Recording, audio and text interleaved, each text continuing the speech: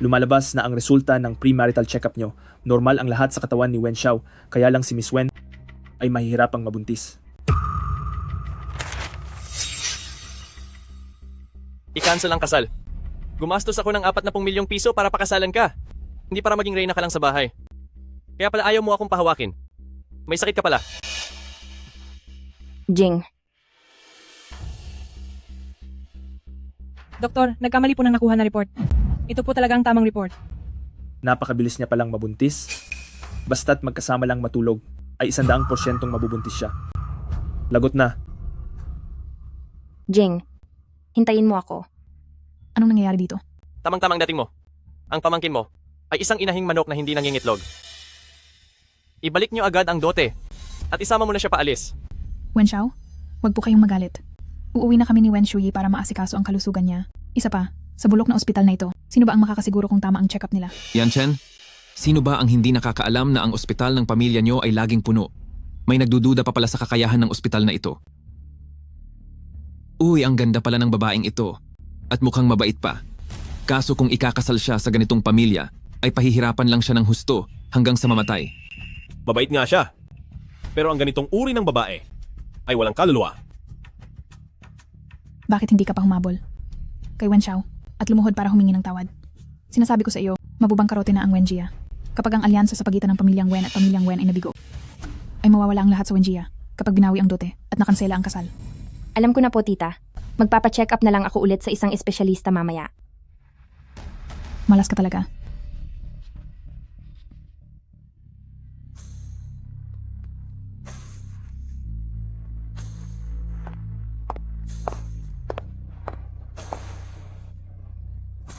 Malakas ka ba? Gawin natin ito.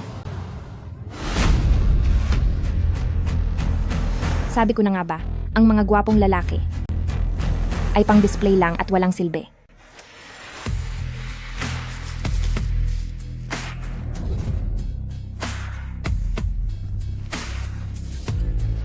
Mag-ipon ka ng lakas. Dahil sisigaw ka mamaya sa kama.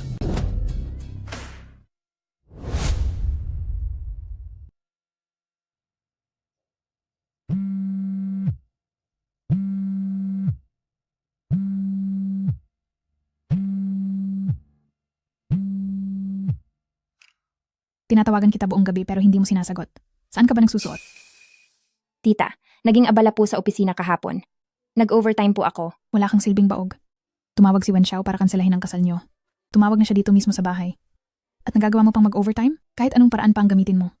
Kahit nagumapang ka pa sa kama ni Wen Xiao. Kaya naman pala galing siya sa pamilyang Wen Jia ng Jiangling. Kailangan mong makuha uli ang loob niya. Kung hindi, huwag ka na uling babalik sa bahay na ito.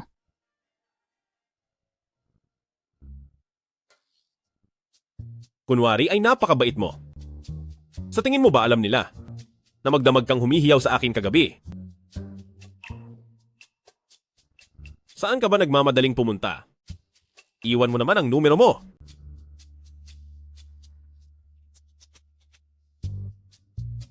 Dong, ang galing mo.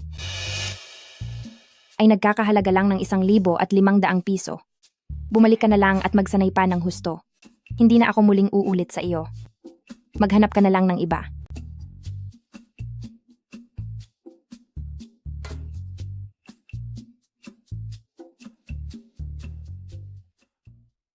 Hello, Li Yuan. Naaalala ko ang sinabi mo noong nakaraan na ang Wenshi Jituan ng Jiangling ay nagbebenta ng kanilang mga shares. Pumunta ka at bilhin mo lahat iyon para sa akin. Opo.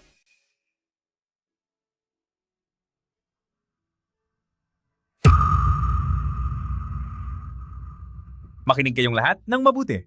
Parating na ang ating bagong tagapangulo. Siya ang tanging pinuno ng pamilyang Huojia ng Gangdao. Siguraduhin ninyong walang magiging problema. Ang Huojaya ng Gangdao. Hindi mo ba talaga alam?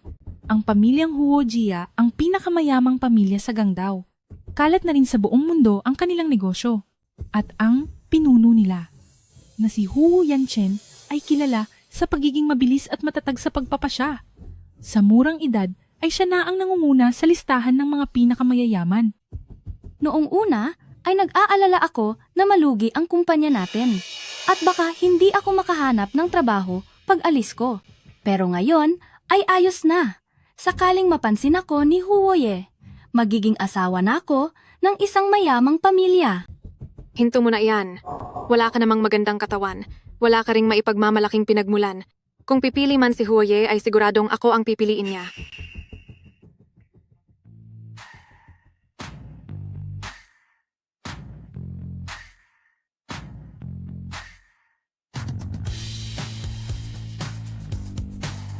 Magandang umaga po, Tagapangulo. Hindi ako makapaniwala na ang pinuno ng pamilyang Huojia mula sa Gangdao ay nakasama ko sa kama sa pag-aakalang isa lang siyang modelo. Magandang umaga po, Chairman.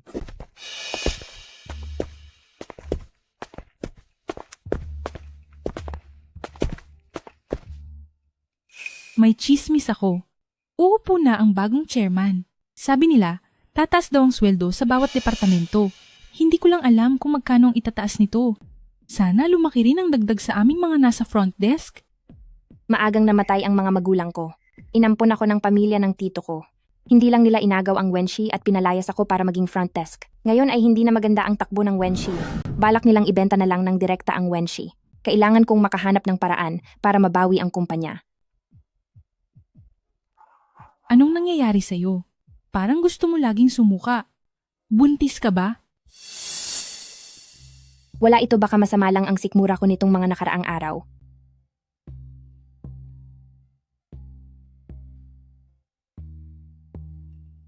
Para makasiguro ay magte-test muna ako.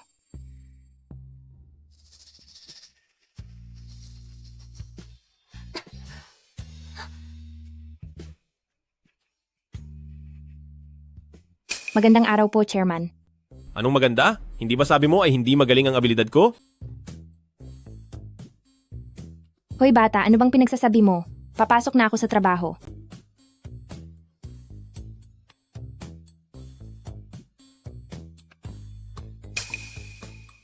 Pregnancy test? Buntis ba kaya siya?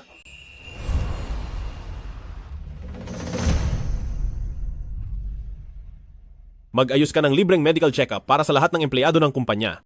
Siguraduhin na maraming mga eksaminasyon para sa gynecology. Huwag magpapa-beauty pageant ba kayo? Layas.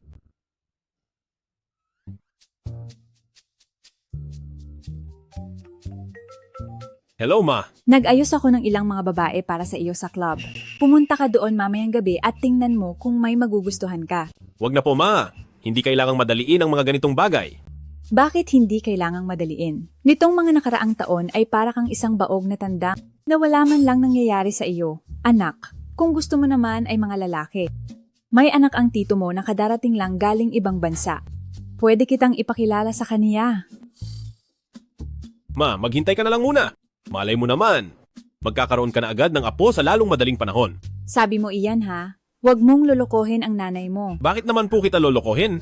Bakit hindi muna kayo bumili ng ilang mga damit para sa bata? O kaya ay kumuha na rin kayo ng mga amusement park? Buntis na ba talaga siya? Bilis, bilis, bilis! Ibilis niyo ako ng 2 mall para sa mga bata at pagkatapos ay bumili pa kayo ng mas maraming amusement park. Pati na rin ng gatas at diaper ay kailangang ihanda ang lahat ng iyan. Kailangan ding pumunta sa North America para bumili ng mas maraming minahan ng ginto roon. Kahit sino na ang maghirap, huwag lang ang bata. Opo.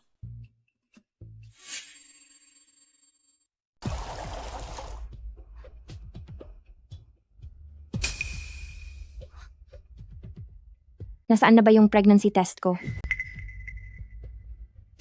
Anong hinahanap mo? Nag-set up ang kumpanya ng physical exam. Tara na, sabay na tayong pumunta. Bakit biglang kailangang magpa-physical exam? Natatakot si Huoye na baka may mga taong magulo ang personal na buhay na gumagawa ng kalokohan sa kumpanya. Siyempre, kailangang magpa-check up para hindi madumihan ang grupo. Pinsan, kung ganyan ka kapraning sa sarili mo, pwede naman kitang paunahin. Hindi ako nagmamadali. Wenshuyi, ikaw. Tara na. Wen Xiaojie, congratulations, buntis ka. Paano nangyari yon? Hindi ba sabi sa huling premarital check-up ko ay baog ako? Nagkamali lang noong pagkakataong yon. Napagpalit ng nurse ang results mo at ng isa pang pasyenteng kapangalan mo. Sa totoo lang, madali ka talagang mabuntis. Ano? Patay na, patay talaga. Sinira niyo ang buhay ko. Pwede kitang tulungang magpaliwanag kay Ginoong Wen. Anong ipaliliwanag? Hindi naman sa kaniya. Ang batang ito. Tungkol sa check-up na ito, itatago niyo naman ang sikretong ito, di ba? Siyempre naman, privacy mo iyan. Tulungan mo akong mag-appointment para sa abortion sa susunod na weekend. Pero, malusog ang bata. Sigurado ka bang gusto mo itong ipalaglag? Oo. Huwag mong kalimutang pumunta sa susunod na weekend. Hindi ko mabibigyan ng magandang buhay ang bata ngayon, kaya hindi ko talaga siya pwedeng isilang. Wen Shuyi, hindi kaya totoong nambababae o nambalilaki ka sa labas? At nabuntis ka? Nitong mga nakaraang araw, laging sumusuka si Wen Shuyi, hindi ba't morning sickness iyan? Kung hindi ka buntis, ipakita mo sa amin ang resulta ng check-up mo. Patawad, pinsan. Pribado ko ito. Hindi ko ito maipakikita sa iyo. Aba, may papribado ka pa sa akin. Buntis ka nga talaga. Tingnan mo siya. Mukhang problemadong. Siguradong hindi matino ang ama niyan. Ibig sabihin, isa lang siyang bastardong bata. Wen Shuyi, nabuntis ka ng hindi pa kasal. Napakagulo ng personal mong buhay. Humanda kang masisante sa kumpanya. Huoye, Anong ginagawa ninyong lahat dito? Huoye, may problema sa resulta ng check-up ni Wen Shuyi. Doktor ka ba? Ako,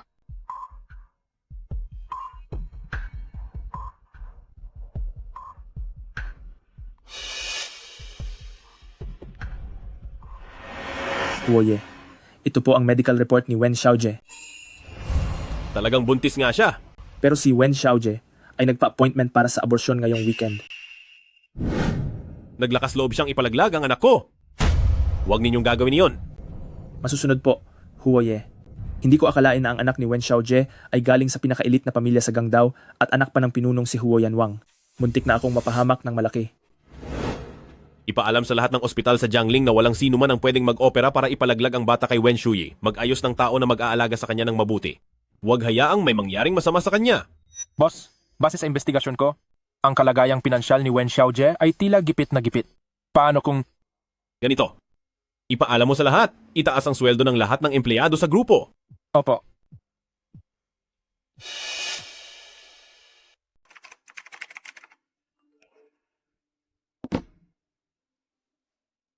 Diyos ko, bilang isang receptionist, tumaas din ang sahod ko ng 50%. Tumaas ang sa akin ng 60. Ako rin. Ang galante naman ng bagong chairman. Bakit ang laki ng itinaas ng sahod ko? Wen Shuyi, magkano ang itinaas ng sahod mo? Baka naman kahit isang kusing ay walang itinaas. 23,000 pa rin ba?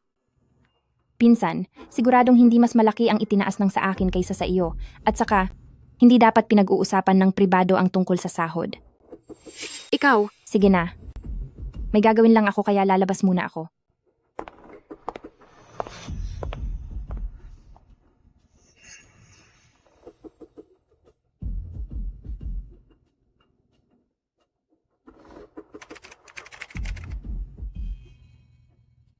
tumaas ng 156,000 ang sahod ni Wen Shuyi. Lahat ng hiling para sa taas sahod ay kailangang dumaan sa pag-aproba ni Chen Jingli. Nakipagtalik ba ang malanding ito kay Chen Jingli para lang tumaas ang sahod? Buntis ba talaga siya? Siguradong kay Chen Jingli ang anak na iyan. Kundi ay hindi naman ganoon kagalante ang kuripot na si Chen Jingli para taasan ng ganoon kalaki ang sahod niya. Wen Shuyi, tapos ka na. Pasok! Chen Jingli, gusto ko lang sanang itanong, kung may pagkakamali ba sa pagtaas ng sahod ko? Bakit ito naging 20,000%? Oo. Maliban sa akin, sino pa ba ang magiging ganito kabait sa'yo? Shuyi. Wen Shuyi, sabi ko na nga ba na may problema sa laki ng itinaas ng sahod mo? May asawa at anak na si Chen Jingli. Matanda na at panot pa. Nagawa pa talagang pumatol ni Wen Shuyi. Ginagawa ito ni Wen Shuyi para makaakyat sa posisyon. Ano ba ang hindi niya kayang gawin? Hindi niyo pa siguro alam. Ang pagtaas ng sahod ni Wen Shuyi ay 20,000%. Para lang sa dagdag sahod ay tinukso ang sariling boss. Wala talagang hiya. Diyos ko, Si Wen Shuyi pala ay isang taong walang prinsipyo. Wala akong kinalaman dito. Wen Shuyi, sinabi ko na, may asawa at mga anak na ako. Pero, tinutokso mo pa rin ako. Hindi ko ginawa iyon. Itatanggi mo pa? Kaming lahat na narito ay nakakita sa ginawa mo. Kanina lang ay tila hindi ka na makapaghintay na yakapin at halikan si Chen Jingli. Paulit-ulit kang tinatanggihan ni Chen Jingli. Pero, ikaw itong nagpumilit lumapit sa kanya. Napakakapal ng mukha mo. Totoo iyon. Malinaw ang ebidensya kaya huwag ka nang magsinungaling. Nasaan ang mga security guard? Security guard, pumarito kayo at ang malanding babaeng ito sa opisina ay palayasin. Bitawan niyo ako. Huwaye. Wen Shuyi, tapos ka na. Huwaye, may gusto akong isumbong. Bitawan niyo siya. Anong nangyayari? Ipaliwanag niyo ng malinaw. Gusto kong magsumbong. Gumagawa ng kalaswaan si Wen Shuyi sa opisina at tinutokso ang kanyang sariling boss. Nabuntis pa siya ng bastardo nito. Ang pregnancy test na hawak ko ang magpapatunay. Magsalita ka. Hindi ko tinukso si Chen Jingli. Bigla niya lang akong niyakap kanina. Lumalaban ako sa kanya noon. Huwag kang maniwala sa paninira niya. Huye, gawa-gawa lang niya ang lahat ng iyan. Wen Shuyi, huwag ka na kasing magdahilan. Alam naman ng lahat na noong nakaraan ay pumasok ka sa trabaho na puro hiki ang leeg. Tingnan ang CCTV. Opo. Paano mo kaya ako pasasalamatan? Bitiwan mo ako. Nakita niyo naman siguro lahat. Ginamit ni Chen Jingli ang kanyang posisyon para harasin ang kanyang tauhan. Kalad ka rin siya palabas. Huoye? Huoye? Patawad po. Nagkamali ako. Pasensya na po. Huwag niyo po akong tanggalin sa trabaho. Bigyan niyo pa po ako ng isa pang pagkakataon. Napakawalang kwenta mo. Ang lakas ng loob mong lokohin kami. Pasensya na, Shuyi. Nagkamali kami ng hinala sa iyo. Magsilabas ang lahat. Wen Shuyi, maiwan ka. Huwaye, salamat po sa kanina. Wala ka naman talagang kasalanan. Napakagaling niyo talaga, Huwaye. Ang pamumuno niyo sa grupo ay isang malaking karangalan para sa amin. Ano na naman ba itong pinapakita mo? Nagkakamali po kayo, Huwaye. Hindi po ako nagpapanggap. Noong araw na iyon, sabi mo ang galing ko ay nagkakahalaga lang ng 1,600 piso. Mag-practice muna raw ako bago magbenta ulit. At sabi mo pa ay hindi ka na mauulit sa akin. Humanap na lang daw ako ng ibang pagbebentahan.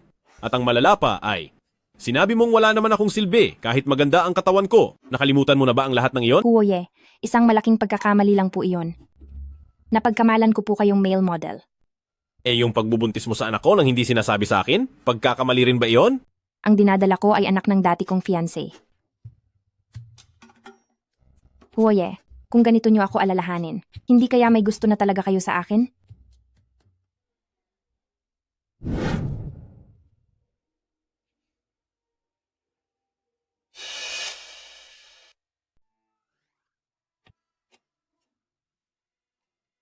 Huwaye, hindi ko akalaing magiging ganito kahit sa opisina. Papasok muna ako sa trabaho. Baka sakaling maging repeat customer pa ako balang araw.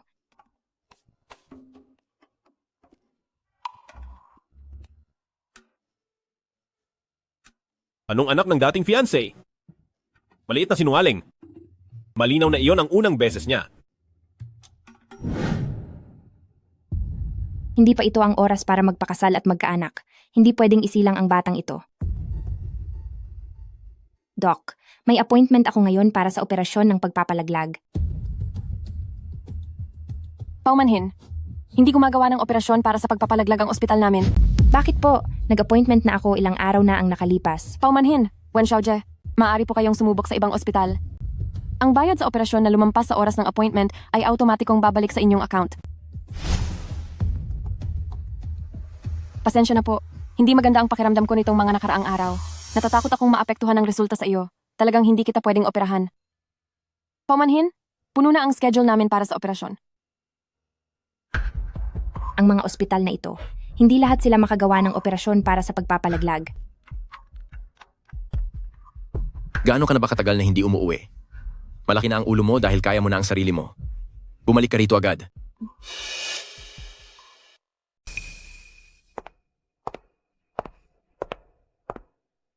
Shuyi, malapit na ang iyong magagandang araw. Si Wen Xiao ay handang kalimutan ang nakaraan at magbayad ng 240 milyong piso para pakasalan ka. Ang mga babae talaga. Kailangan mag-asawa sa huli. Siguradong hindi ka maghihirap kapag sinamahan mo si Wenjing. Tito, tita, pinauwi niyo ba ako? Para lang ibenta kay Wenjing? Anong ibenta? Pinapakasal ka lang ni Tito kay Wenjing para maging maginhawa ang buhay mo. Ngayong araw, gusto mo man o hindi, kailangan mong magpakasal. Huwag kang mag-alala, Shuyi. Basta't sumunod ka lang sa akin ng mabuti. Hindi kita pababayaan. Hindi ako pakakasal. Interesante. Ngayon lang kita nakitang ganyan. Wen Xiao, hindi mo pa ba nahahawakan si Shuyi? Ang mga babae talaga, magiging sunod-sunuran din yan pagkatapos ng isang gabi. May punto ka. Sayang nga lang. Dahil buntis ako. Hindi niyo na ako maipagpapalit sa pera. Buntis? Imposible. Hindi ba't baog ka? At hindi mo man lang ako pinahawak noon pero ngayon, buntis ka na agad sa anak sa labas ng ibang lalaki? Wen Xiao, huwag kayong mag-alala. Siguradong palalaglag namin ang batang yan. Pagdating naman sa dote, pwede nating babaan ang presyo. Ano sa tingin nyo? Walang problema. Hindi ko pa nasubukan pumatol sa isang buntis. Masarap sigurong subukan ng bago. Hindi na rin masama. Lumayo ka sa akin. Ayaw mong makuha sa santong dasalan. Gusto mo yata sa santong paspasan.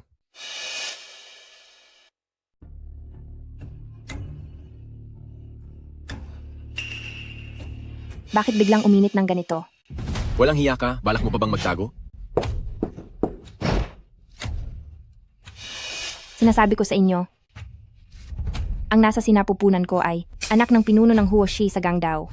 Kapag sinubukan ninyong saktan ako at ang anak ko, humanda kayo sa kahihinatnan ninyo. Sinong hindi nakakaalam na ang pinuno ng Huoshi ay napakalamig at hindi kailanman humahawak ng babae? Natuto ka pang magsinungaling.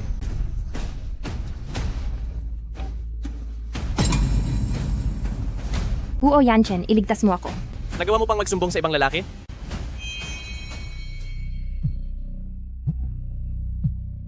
Hello? Huo Yanchen, iligtas mo ako. Nagagawa mo pang magsumbong sa ibang lalaki? Wen Shuyi? Nasaan ka, Wen Shuyi? Anong nangyari? Ma? Mukhang nasa panganib ang manugang ninyo. Magsama ka ng mga tao at sumama sa akin. Masusunod po. Ano? Titingnan ko lang kung sinong mangangahas na galawin ang manugang ko. Wen Shuyi, gusto ko ang pagiging palaban mo. Hindi gaya ng mga babaeng sunod-sunuran. Bitiwan mo ako.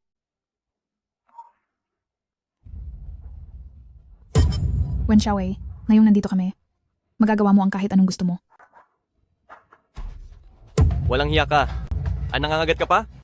Darating na rito si Huo Yanchen. Ay naku naman, Huo Yanchen pa? Isa siyang makapangyarihang tao sa Gangdao na kayang magpabagsak ng buong pamilya. Papatulan ka ba noon? Huwag ka nang mangarap ng gising. Sumunod ka na lang kay Wen Xiaowei para hindi ka na mahirapan pa. Habang nasa kama ko, nakukuha mo pang mag-isip ng ibang lalaki?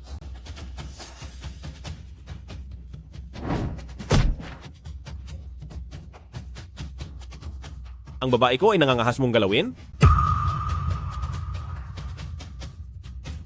Ayos ka lang ba? Huo Yanchen, sa wakas ay dumating ka na. Ikaw pala ang kabit na iyan. Hindi mo ba kilala kung sino ang tatay ko? Ang lakas ng loob mong agawan ako ng babae. Pwe, hindi kami basta-basta pwedeng kalabanin. Ito kaya ang Jiangling, ang panganay na anak ng pamilyang Wen, si Wenjing. Ang pera ng pamilyang Wen, kaya kang durugin yan anumang oras. Pinapayuhan kita. Lumuhod ka na agad kay Wen Xiaoye. Yumuko ka at humingi ng tawad. Anak. Anak, anong nangyari sa iyo? Huwag kang matakot. Mula ngayon, wala na muling mangangahas na mga api sa iyo. Huwag ka munang magsalita. Dadalhin kita sa ospital. Li Yuan, sa loob ng 3 minuto ay pababagsakin ko ang pamilyang Wen. Kung ano man ang ginawa ng iba na pananakit kay Wen Shuyi, ay pagbayarin mo sila ng doble. Huwag kang magtitira ng kahit isa. Opo. Huwag kang aalis. Sa lagay mong iyan ay nangahas ka pang bastusin ng madam. Hindi ba at kabit ka lang naman? Huwag kang magpanggap na malakas. Pababagsakin ang pamilyang Wen sa loob ng 3 minuto. Nakakatawa. Ikaw na suwail na anak. Sino ba talaga ang kinalaban mo? Ang lahat ng proyekto ng Wenshi ay naputulan na ng pondo. Bangkarote na ang pamilya natin. Ano? Makinig kayong mabuti. Ang amo ko ay ang pinuno ng Huo Jia mula sa Gangdao. Huo, Yan, Chen, ang buong Jiangling ninyo at ang lahat ng yaman ng mga pamilya rito kapag pinagsama-sama, hindi man lang aabot sa kalingkingan ng Huo Jia. Si Wen Shuyi na isang hamak na babae. Bugbugin niyo siya ng husto.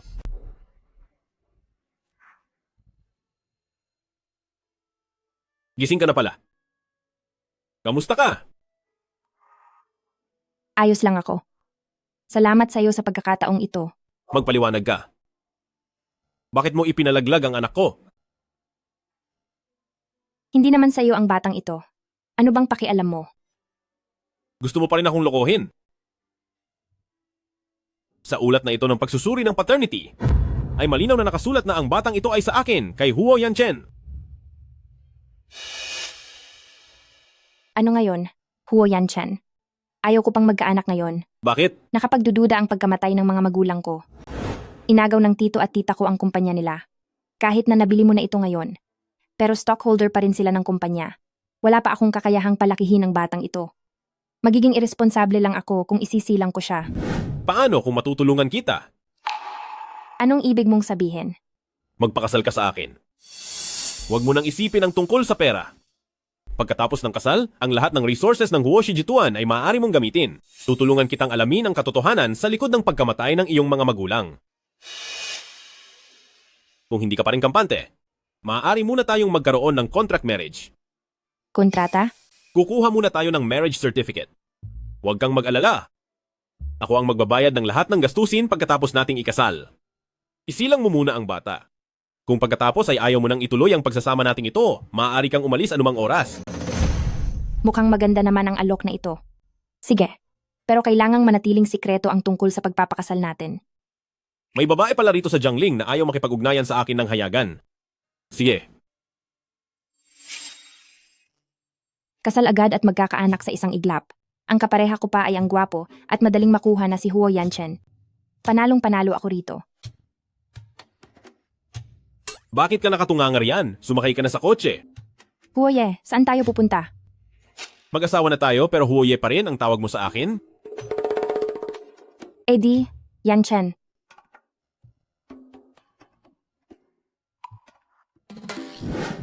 Manugang ko.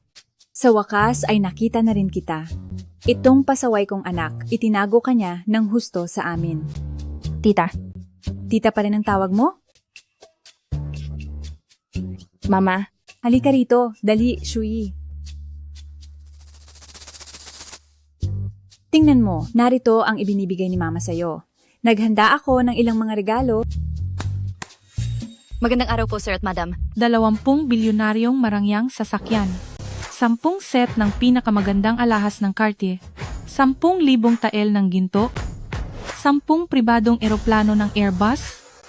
Shuyi, tingnan mo agad. Mayroon ka bang nagustuhan? Ma, napakarami naman po nito, hindi ko ito matatanggap. Ang lahat ng ito kumpara sa sanggol sa loob ng iyong tiyan ay wala lang talaga. Maliit na regalo lang ito mula kay Mama. Ang kuripot nating lalaki sa pamilya ay sa wakas ay nagkaanak na rin. Tanggapin mo na. Huwag mong hayaang malaman ni Mama na tayo ay kasal lang sa kontrata. Salamat po ng marami, Ma. Sige na po, Ma. Kararating lang ni Shuyi at dadalhin ko muna siya sa kwarto para magpahinga. Sige. Sige na, pumunta na kayo.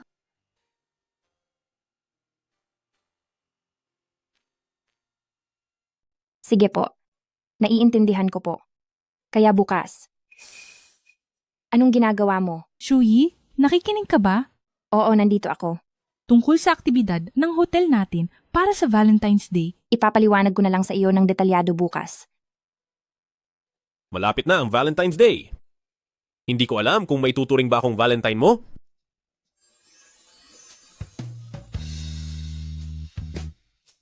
Tungkol sa pagiging Valentine, hindi ko alam. Pero ngayon, ako ang amo mo. Pagsilbihan mo ng mabuti ang sponsor mo.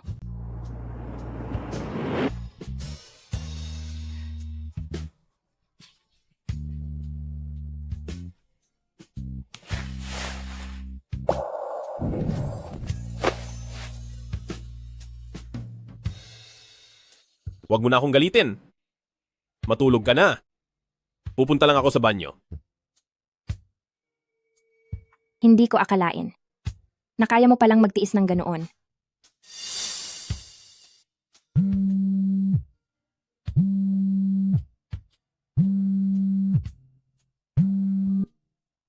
Hello? Shuyi, bumalik ka agad dito sa kumpanya. Itinapon na sa labas ang lahat ng gamit mo sa desk. Pabalik na ako agad. Saan ka pupunta at nagmamadali ka? May kailangan lang akong asikasuhin. Pupunta muna ako sa kumpanya.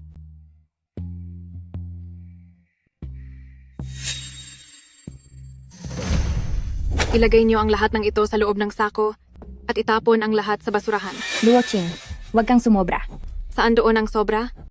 Hindi ko lang ito itatapon, kundi wawasakin ko pa ito. Ano ang karapatan mong itapon ang mga gamit ko? Sa wakas, tumigil ka na rin sa pagpapanggap na mabait dito sa kumpanya. Ayon sa mga patakaran ng kumpanya, automatikong matatanggal ang sinumang hindi papasok ng 2 araw. Ilang araw ka nang hindi pumapasok dahil sa pagbubuntis mo? Bakit ka pa mananatili rito sa kumpanya? Tama. Mahirap na talagang makahanap ng trabaho ngayon. Ang isang taong walang kakayahan na tulad mo, huwag ka nang mag-aksaya ng pwesto kung wala ka namang silbi. Wenshui, ayaw mong magtrabaho pero gusto mong sumweldo? Nananaginip ka yata ng gising. Huwag mong isipin na dahil kumuha ka ng mga extra para manggulo sa bahay noong araw na iyon, ay maniniwala na ako sa iyo. Kung totoo ngang buntis ka sa anak ni Huoye, bakit ka pa rin nagtatrabaho bilang receptionist dito sa kumpanya? May mga bagong empleyado na naghihintay na pumasok. Umalis ka na rito. Walang hiya kang babae ka. Talagang binaliwala mo lang ako.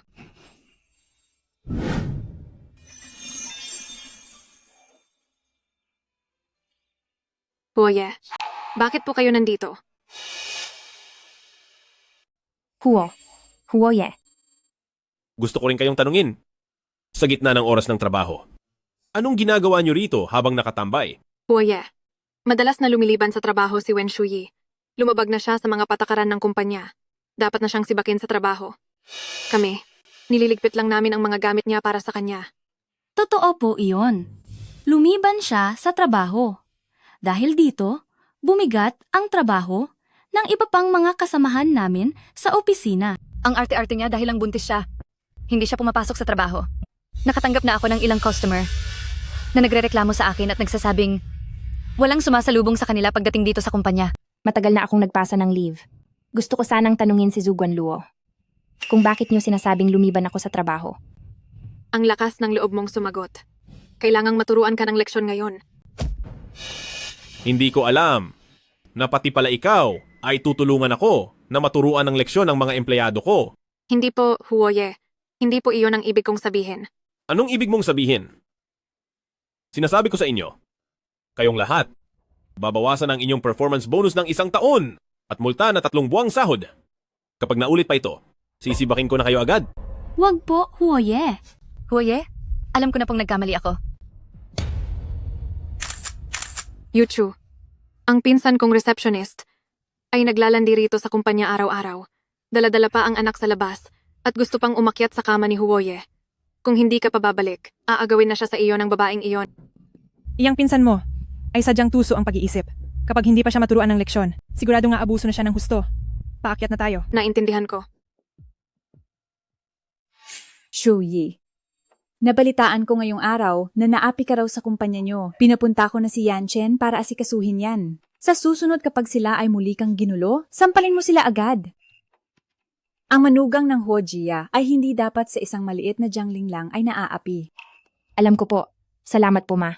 Ma, pinapunta kita rito ngayon dahil gusto kitang bigyan ng ilang bahay bilang bahagi ng dote mo. Ang kasal nyo ni Yanchen ay kailangang ganapin ng maaga. Kasi kung hindi, baka lumaki na ang tiyan mo at mahihirapan ka nang magsuot ng gown. Ma, napag-usapan na po namin ni Yanchen na pansamantala ay... Ma, si Shuyi at ako ay kailangan pang mag-isip-isip kung anong klaseng kasal ang gagawin namin. Magdaos ng kasal. Malalaman na ng buong Jiangling ang tungkol dito. Paano pa natin ito itatago? May punto ka. Tama, tama. Tunay ngang isa itong napakasayang kaganapan sa buhay. Talagang dapat muna natin itong pag-isipang mabuti. Halika rito, Shuyi. Piliin mo kung alin ang gusto mo rito. Narito po ba kayo para tumingin ng mga bahay? Dito po tayo. Para sa mga kabataang iniisip ang lapit sa trabaho, lubos naming inirekomenda ang pagbili ng flat apartment. Maganda ang lokasyon at komportable ang pamumuhay. Alin po rito ang mas malapit sa Huo Shijituan? Huwag mo nang isipin ang mga bagay na iyan. Maganda ang mga ari-ariang ito. Kukunin na namin ang lahat ng mga flat apartment villa na mahigit 1,000 metro kwadrado. Yan, Chen, iswipe mo ang card. Sige po. Walang password ito. Sige po, Ginoong Huo. Madam, napakaswerte niyo po talaga. Ang ibang ikinakasal ay mayroon lang isang bahay. Pero kayo ay pupwede na maging landlady agad. Shuyi, ang card na ito ay isang gold card na walang limit. Hawakan mo muna ito ng sandali at bumili ka ng ilang mga damit mamaya. Masyadong simple ang suot mong mga damit. Ma, wag na po, marami na po kayong naibigay sa akin. Sus, wag ka nang mahiya sa akin. Ibinibigay ito ni Mama kaya tanggapin mo na. Sige na, tanggapin mo na. Ngayon lang naging biyenan si Mama, kaya pagbigyan mo na ang kagustuhan niyang palayawin ang manugang niya. Hindi ko maaaring gamitin ang card na ito. Para mapanatag ang loob ni Mama Huo, itatabi ko na lang muna ito kasama ng mga naunang ibinigay niya. Kung sakali man, ibabalik ko na lang ito kay Huo Yanchen kapag naghiwalay kami. Salamat po, Ma. Ang bait mo talaga. O siya, ipagpatuloy niyo lang ang pag-iikot niyo rito. Mauuna na si Mama na umuwi. Sasabihan ko ang katulong na ihanda na ang hapunan ninyo. Sige po. Iyong tungkol sa kasal, hindi ba napagkasunduan na nating ilihim muna ito? Ang pagpili ng gown, mga singsing, ang handaan, aabutin ng kahit 1 taon ang paghahanda sa mga ito, di ba? Sundin muna natin ang gusto ni Mama. Dahil sa oras na iyon ay naipanganak na ang bata. Baka sakaling hindi na. Mapilit si Mama na ituloy ang kasal. Sige na nga.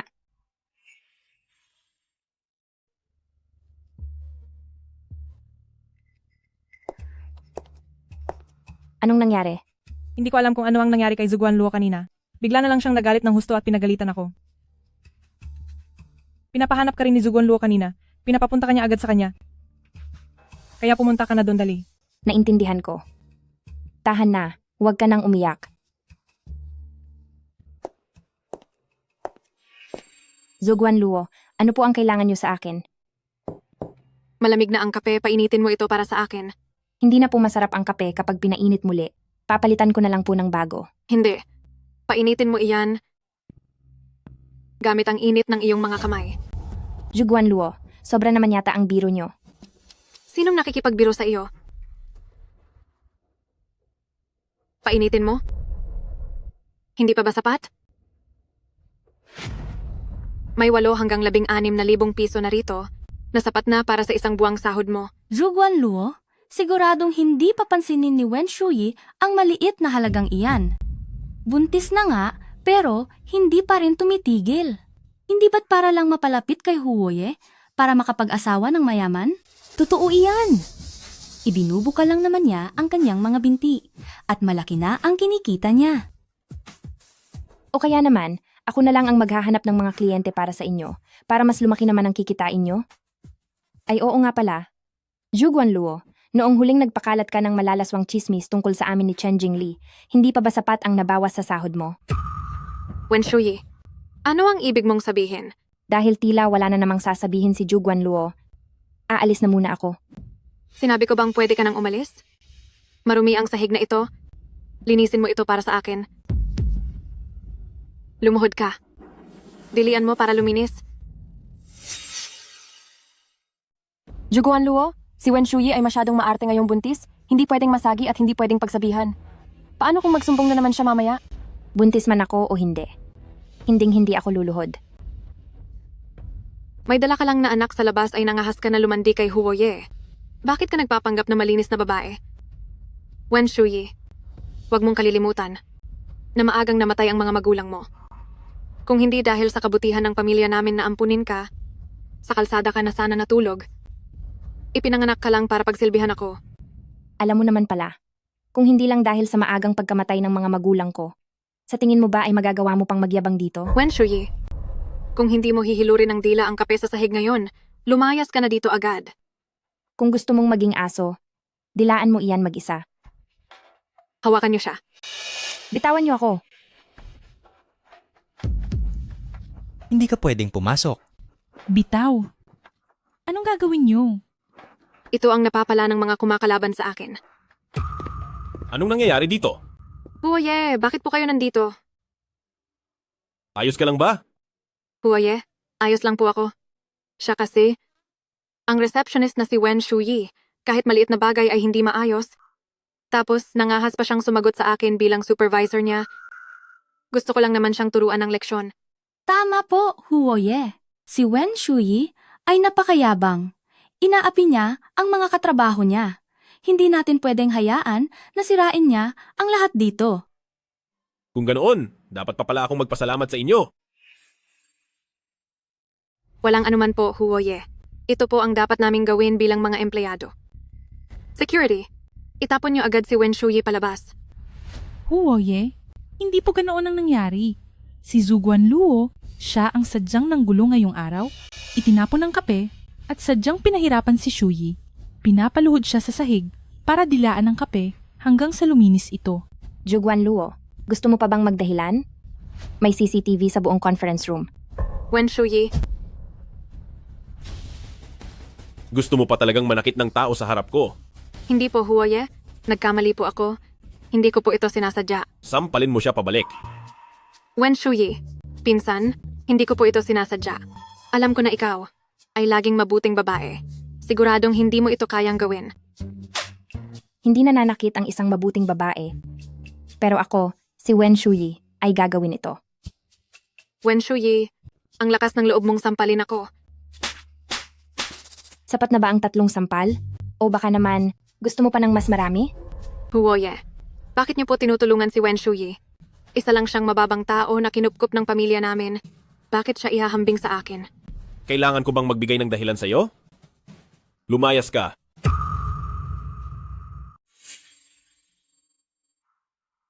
Magpahinga ka muna. Ipinaghanda kita ng damit at lemon water. Salamat, Huozong. Kung gusto mong magpasalamat, patunayan mo na lang ito sa gawa mamayang gabi. Parang may mali rito. Bakit ang lapit niyo ni Hoye? Anong relasyon niyo? Ano ang mga pinagsasabi niyo kanina? Anong relasyon naman ang sinasabi mo? Ang totoo niyan, kinausap lang niya ako tungkol sa trabaho. Sige na, tara na, magtrabaho na tayo. Talaga ba? Tara na, dali. Pa, ma, nakuha pang manakit ni Wen Shuyi sa akin ngayong araw. At saka, nalinlang tayong lahat sa kanya. Ang mga nanggulo sa bahay noong araw na iyon ay siguradong mga hired actor lang na kinuha niya. Araw-araw kong nakikita si Huoye sa kumpanya at wala naman siyang espesyal na pagtrato kay Wen Shuyi. Araw-araw ring sinusubukan ni Wen Shuyi na akitin si Huoye. Ang batang ito, nagawa pa tayong lokohin. Kapag hinayaan nating makasama ni Wen Shuyi si Huoye sa kama, siguradong magiging mahirap ang buhay ko sa kumpanya. Lalo na't ang best friend kong si Lujia Da Xiaojie ay maraming taon nang humahabol kay Huoye. Tiyak nagagawa ng gulo ang Lujia sa atin. Talagang matapang na yang Wen Shuyi. Sumusobra na siya. Pupunta kami ng mama mo sa kumpanya bukas para bigyan siya ng leksyon.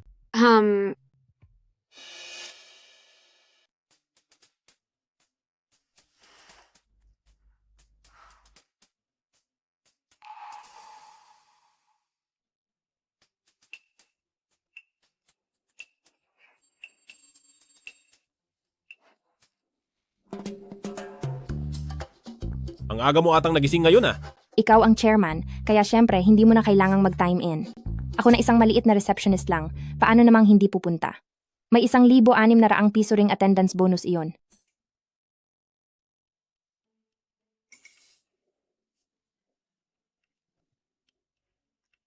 Sige na nga. Ipapasundo kita sa driver mamaya. Sige, Nasaan si Wen Shuyi? nandito po ako. Bakit niyo po ako hinahanap? Ikaw na walang hiyang babae ka? Pinalaki kita ng mahigit 20 taon, pero hindi ko akalain na magagawa mo ang ganito kahiyahiyang bagay. Anong pinagsasabi mo? Ano na naman ang ginawa ko? Ayaw mo pang aminin? Determinado ka talagang gumapang sa kama ni Huoye? Mga agaw ng lalaki ng iba? Ganyan ba ang itinuro namin sa'yo? Hindi ba si Wen Shuyi ito? Hindi ko akalain na ganito pala siyang klaseng tao. Gumagapang sa kama ni Huoye. Mukha lang pala siyang mabait pero nasa loob ang kulo. Mukha namang masunurin dati. Ang mga bibig niyo ba ay ginawa lang para manira ng ibang tao? Saan niyo naman nakuha ang balitang iyan? Luo Cheng. Sinisiraan ka? Alam mo ba na ang panganay na anak ng Lujia ay determinadong magpakasal kay Huoye kapag kinalaban mo ang Lujia? Pagkatapos ng lahat ng paghihirap namin sa pagpapalaki sa iyo ay ganyan mo pa kami babayaran? Paghihirap? Ang sinasabi ninyong paghihirap ay ang pagnanakaw sa kumpanya ng mga magulang ko at pagpapatrabaho sa akin para sa sarili kong matrikula. At ang balak na ibenta ako sa mayayamang pamilya para sa inyong magandang kinabukasan. Nagsisinungaling ka. Umuwi ka na agad. Bitiwan niyo ako. Ano ba ang gagawin niyo? Pagkidnap at pananakot ang ginagawa nyo. Lumayas ka. Isa akong shareholder ng kumpanyang ito. Maniwala ka man? O hindi? Ay sisibakin kita sa trabaho ngayon din? Pa, ma, anong nangyari? Isasama niyo ba si Wen Shuyi pa uwi? Ching-ching, tamang-tama ang dating mo. Si Wen Shuyi ay buntis sa anak ng kung sino lang. At gusto pang gumapang sa kama ni Huoye. Ngayong araw ay iuwi natin siya para maturuan ng leksyon. Kaya Shuyi, huwag mong sayangin ang mabuting intensyon ng mga magulang ko. Halika na. Pakawalan niyo ako. Sumama ka sa amin. Dalawang basura. Ang lakas ng loob ninyong magmayabang dito. Kayo na naman. Nagawa niyo pang guluhin si Wen Shuyi? Hindi pa ba sapat ang leksyong ibinigay ko sa inyo noong huling beses? Ikaw na naman, gigulo ka. Hindi ba't isa ka lang extra na kinuha niya? Nagawa mo pang magpanggap bilang Huoye? Lumayas ka na. Ako ang malaking shareholder dito. Kaya kitang ibaon sa pera sa isang sandali lang. Oh, sinasabi mo bang extra lang ako? Kayong dalawa kapag pinagsama, ay talagang nakakaawa. Sa kakaunting shares na iyan, may gana pa kayong tawagin ang sarili nyo na malaking shareholder? Ang yabang mo, tatawagan ko ang security ngayon din. Para sa harap ng lahat ay mabunyag ang panloloko mo. Tapos na. Yari na. Pa. Hello, Lawu. May isang tao rito na nagpapanggap bilang Huoye. Pumunta ka rito agad at palayasin mo siya. Kapag hindi kita nakita sa loob ng 3 minuto, lumayas ka na sa trabaho mo. Ang lakas ng loob niya. Tingnan natin kung sinong nangangahas magpanggap na Huoye. Siya yun. Palayasin mo siya. Huoye. Hindi ko po alam na kayo pala iyan. Paano nangyari iyon? Hindi ka ba nagkakamali? Hindi ba't extra lang siya na kinuha ni Wen Shuyi? Huoye. Patawarin niyo po ako sa pagkakataong ito. Pinilit lang po nila ako. Sinabi nilang tatanggalin nila ako sa trabaho, Huoye. Ikaladkad siya palabas. Tapos na. Yari na talagang tapos na ang lahat. Hindi ba't gusto mong malaman kung paano namatay ang mga magulang mo? Dapat mong tanungin ng mabuti mong tito kung ano ba talaga ang ginawa niya.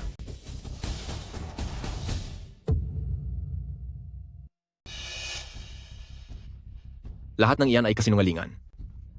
Ngayon, gusto ko lang itanong, bakit niyo kailangang pakialaman ang sasakyan ng mga magulang niya? Dahil ang lahat ng ito ay dahil sa masamang babaeng iyan. Gusto ko lang naman na bigyan kami ng bayaw ko ng kaunting parte ng mga shares. Hindi ko inaasahan na kakampi pala ang kapatid ko sa ibang tao. Gusto ko lang naman siyang bigyan ng leksyon. Kaya pala. Inaamin mo na kayo ang pumatay sa kanila? Kapatid mo siya sa dugo. Paano mo yon nagawa? Pwe, anong kapatid? Mas pinili pa niyang iwanan ang lahat ng mana sa iyo na isang pulot na bata kaysa ibigay sa sarili niyang kuya. Isang pulot na bata? Hindi ba ako tunay na anak ng mga magulang ko? Pero, minahal nila ako ng husto simula noong bata pa ako. Isipin mong mabuti. Hindi ba wala kang alaala sa Wenjia? Bago ka mag-3 taon, iyon ay dahil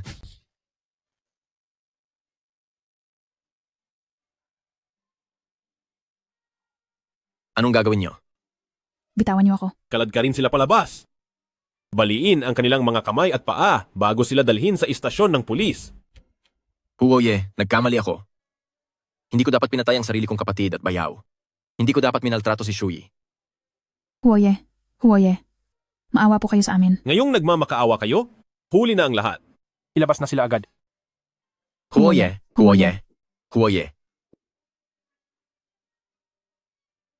Ang Luojia. Tapos na. Wen Shuyi. Kasalanan mo ang lahat ng ito. Kaya pala, hindi ako bahagi ng Wenjia. Sinasabi ko na nga ba, paano nagagawa ng isang tao ang ganitong mga bagay sa sarili niyang pamilya?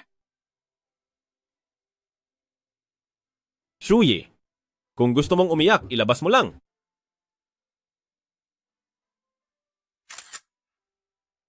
Wala lang ito. Papunta na ako sa trabaho. Sakto lang. Naayusin ang pakiramdam ko. Sige. Magpahinga ka muna. Tawagan mo ako kung may kailangan ka. Ano man ang mangyari, dapat nating mahanap ang tunay na mga magulang ni Shuyi. Opo.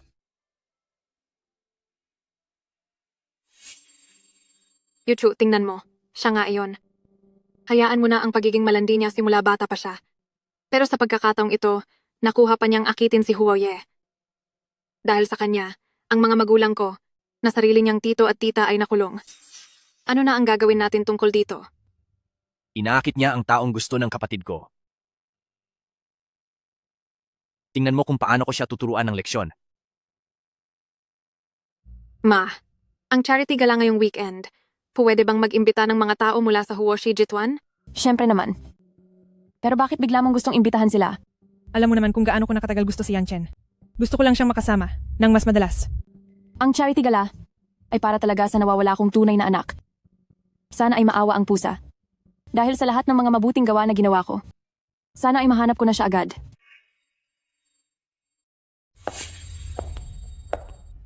Ito na ba yung binibini ng Lugia na nag-imbita sa lahat ng empleyado ng kumpanya natin sa charity dinner na ito? Balita ko, maraming taon na siyang humahabol sa Huoye natin.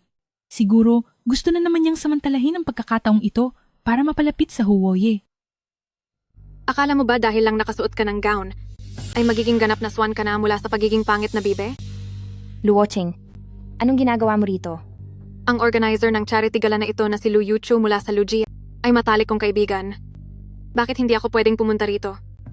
Luoching, pakiusap, harapin mo ang katotohanan. Bagsak na ang negosyo ng Luogia at bangkarote na kayo. Ano pa ang ipinagmamalaki mo? Ikaw! Ching, bakit ka napunta rito? Mukhang pamilyar ka. Sino ka nga ulit? Magandang araw po. Ako po si Wen Shuyi. Isa po akong empleyado sa Huoshi Jituan. Ikaw pala si Wen Shuyi. Wen Xiaojie. Nakikita ko namang bata ka pa. Huwag mong laging isiping humiga sa kama ng mga lalaki para lang makakuha ng madaling paraan sa buhay. Anong pinagsasabi mo? Bakit ka pa nagkukunwari? May dinadala ka ng anak sa labas? Tapos tinatarget mo pa ang kama ni Huoye? Wala ka talagang hiya. Buntis pala ang babaeng ito. Personal kong bagay ito. At wala kayong pakialam dito. Tara na. Talagang hindi nyo kilala ang mga lalaki. Ang isang taong gaya ni Huo Yanchen ay imposibleng magkagusto sa may anak na? Baka nga matagal na silang may relasyon at sa kanya ang batang iyan. Ching, anong gagawin natin ngayon? Huwag kang mag-alala. Kakabuo pa lang ng batang iyan. At walang nakakaalam kung anong aksidente ang maaaring mangyari.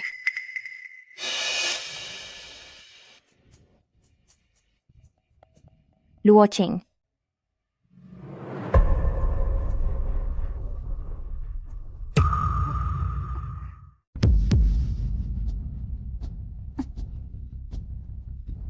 Huwag ka nang magpagod ng walang saysay. Sabihin mo ang totoo. Ang dinadala mo sa sinapupunan mo? Kanino ba talaga ang batang ito? Akala nyo ba talaga ay tanga ako? Na hindi ko alam ang iniisip nyo? Di ba't sigurado na kayong kay Huo Yanchen ang batang dinadala ko? Hindi pa kasal sina Yuchu at Huo Yanchen. Bata pa siya at mapusok. Walang masama kung makikipaglaro lang siya sa ibang babae. Pero hindi siya dapat makabuo ng anak. Anong gagawin mo? Mukha ka namang mabait na babae sa paningin ko. Bakit ang tigas ng ulo mo? Sisihin mo ang sarili mo dahil hindi ka marunong lumugar. Kinalaban mo ang lalaking hindi mo dapat kinalaban. Nasaan si Wen Shuyi? Huoye, masama ito. Nawawala po ang madam. Li Yuan, magtipon ka ng mga tao. Kailangang mahanap niyo si Wen Shuyi. Masusunod po. Nahanap na ang madam. Nasa dressing room po siya. Tara. Kapag ininom mo itong pampalaglag at nawala ang bata, hindi ka na namin guguluhin pa. Huwag kang managinip. Wen Shuyi? Hindi ko gusto ang ganyang hitsura mo. Isa ka lang namang pulot na ulila. Bakit ikaw pa ang nakakuha ng lahat ng pagmamahal ni na tito at tita? Inumin mo ito. Wen Shuyi. Huo Yanchen. Hayop ka, naglakas loob ka pang magtago. Wala talaga kayong silbi kahit isang babae lang. Hindi nyo pa kaya.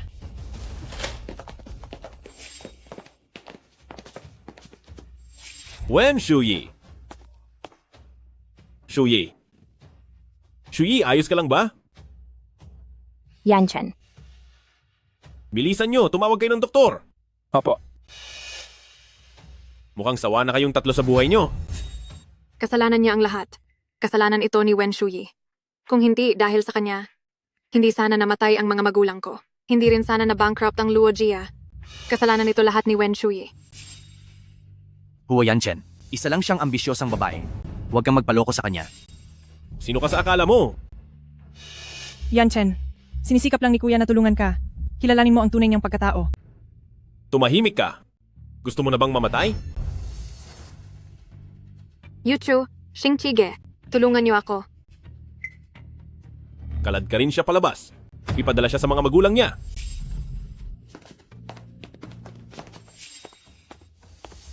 Anong nangyayari rito? Ma. Ang balat na hugis paru-paro. Anak ko siya. Paano nangyari iyon? Siya ang nawawala kong kapatid. Nasa kritikal na kondisyon ang pasyente ngayon at may mga senyales din na malalaglag ang bata. Gawin niyo ang lahat ng inyong makakaya. Siguraduhin muna ang kaligtasan ng pasyente. Opo. Anak ko, paano ito nangyari? Huli na ang pagdating ni Mama. Siya ba talaga ang ating anak? Hindi ko alam, hindi ko talaga alam. Pero sa likod ng kanyang tainga, mayroong balat na hugis paru-paro na katulad ng sa ating anak. Anak ko, kasalanan ko ang lahat. Dapat ay mas napaaga ang dating ni Mama. Paano siya naging kapatid ko? Ma, siguradong nagkakamali ka lang. Tama iyon. Ang Wen Shuyi na iyon. Nabuntis siya nang hindi pa kinakasal. Ang walang hiyang babaeng iyan. Paano siya naging ate ko? Dapat ay pinainom na siya ng pampalaglag ng mas maaga. Tumahimik ka. Gusto mo bang tahiin ko ang bibig mo? Yanchen, patawarin mo ako. Huo, Yanchen, matagal ka nang minamahal ni Yuchu. Bakit ang lupit mo sa kanya? Akala mo ba ay makakatakas ka? Huoye, nalaman na ang lahat. Ang tunay na mga magulang ni Wen Xiaojie ay sina Lu Zong at Lu Furen. Tingnan nyo ng mabuti. Sino ba talaga ang tunay ninyong anak? Si Shuyi nga ang tunay nating anak. Siya nga talaga ang aking kapatid. Ano ba itong nagawa ko? Si Wen Shuyi pala ang tunay na anak ni Mama at Papa. Kasalanan ko ang lahat. Nararapat lamang akong mamatay dahil sa ginawa ko. Hihingi ako ng tawad sa pamamagitan ng aking kamatayan ngayon din. Sinabi ko bang pwede ka nang umalis? Sinasabi ko sa inyo, kapag may mangyaring masama kay Shuyi at sa bata, papatayin ko kayong buong pamilya para magbayad sa kanya. Kumusta siya? Mabuti na lang at naagapan ng paggamot. Wala nang panganib sa buhay ng pasyente at ng sanggol. Pero may bali siya sa binti. Kailangan niyang manatili sa ospital para maobserbahan ng ilang panahon. Anak, kumusta ka na? Ibalik muna ang pasyente sa kwarto para makapagpahinga. Yanchen, kasalanan ko ito bilang nakatatandang kapatid. Hindi ko gustong saktan si Shuyi, pero hindi namin sinasadya. Hindi namin alam. Talagang kasalanan mo ito. Pero hanggang ngayon, ay hindi mo pa rin alam kung ano ang iyong naging pagkakamali. Hindi ganoon iyon. Yanchen, ang hindi alam ay walang kasalanan. Patawarin mo na sila sa pagkakataong ito. Napakabukas palad mo naman bilang tunay na ina. Matapos magdusa ng husto ng sarili mong anak, gusto mo pa rin silang pagtakpan? Dalhin sila sa presinto. Opo, ilabas sila.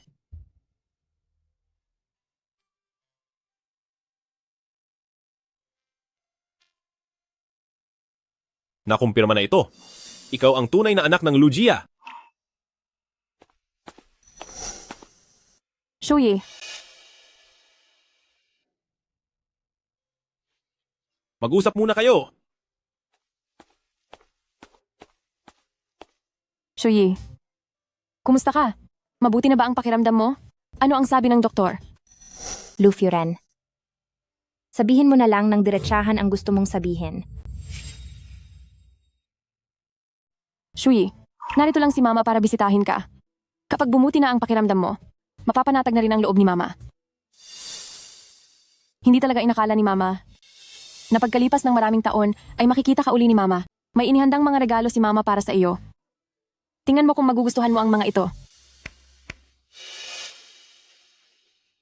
888 tael ng mga gintong bar.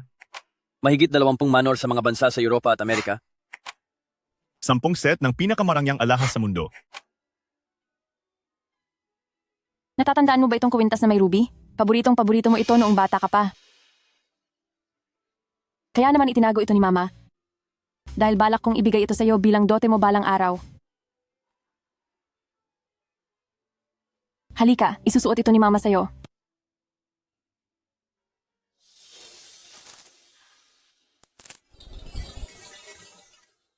Napakaganda talaga. Ang ganda-ganda ng anak ko. Hindi talaga inakala ni Mama na makikita pa kitang isinusuot ito. Shuyi, ang kwarto mo sa bahay ay gaya pa rin ng dati. Ang pinakamalaking hiling ni Mama ngayon ay sana ay makauwi ka para bumisita. Sige po. Uuwi po ako para bumisita. Mabuti naman. Susunduin ka ni Mama bukas para makalabas ng ospital at iuuwi na kita sa bahay.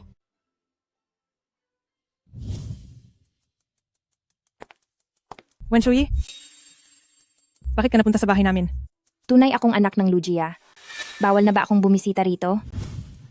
Mukhang ayaw talagang bumitaw ni Lu Furen.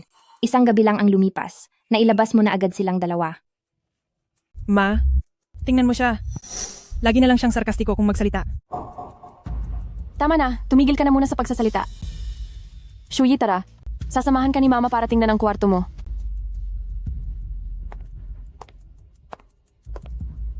Ano ito?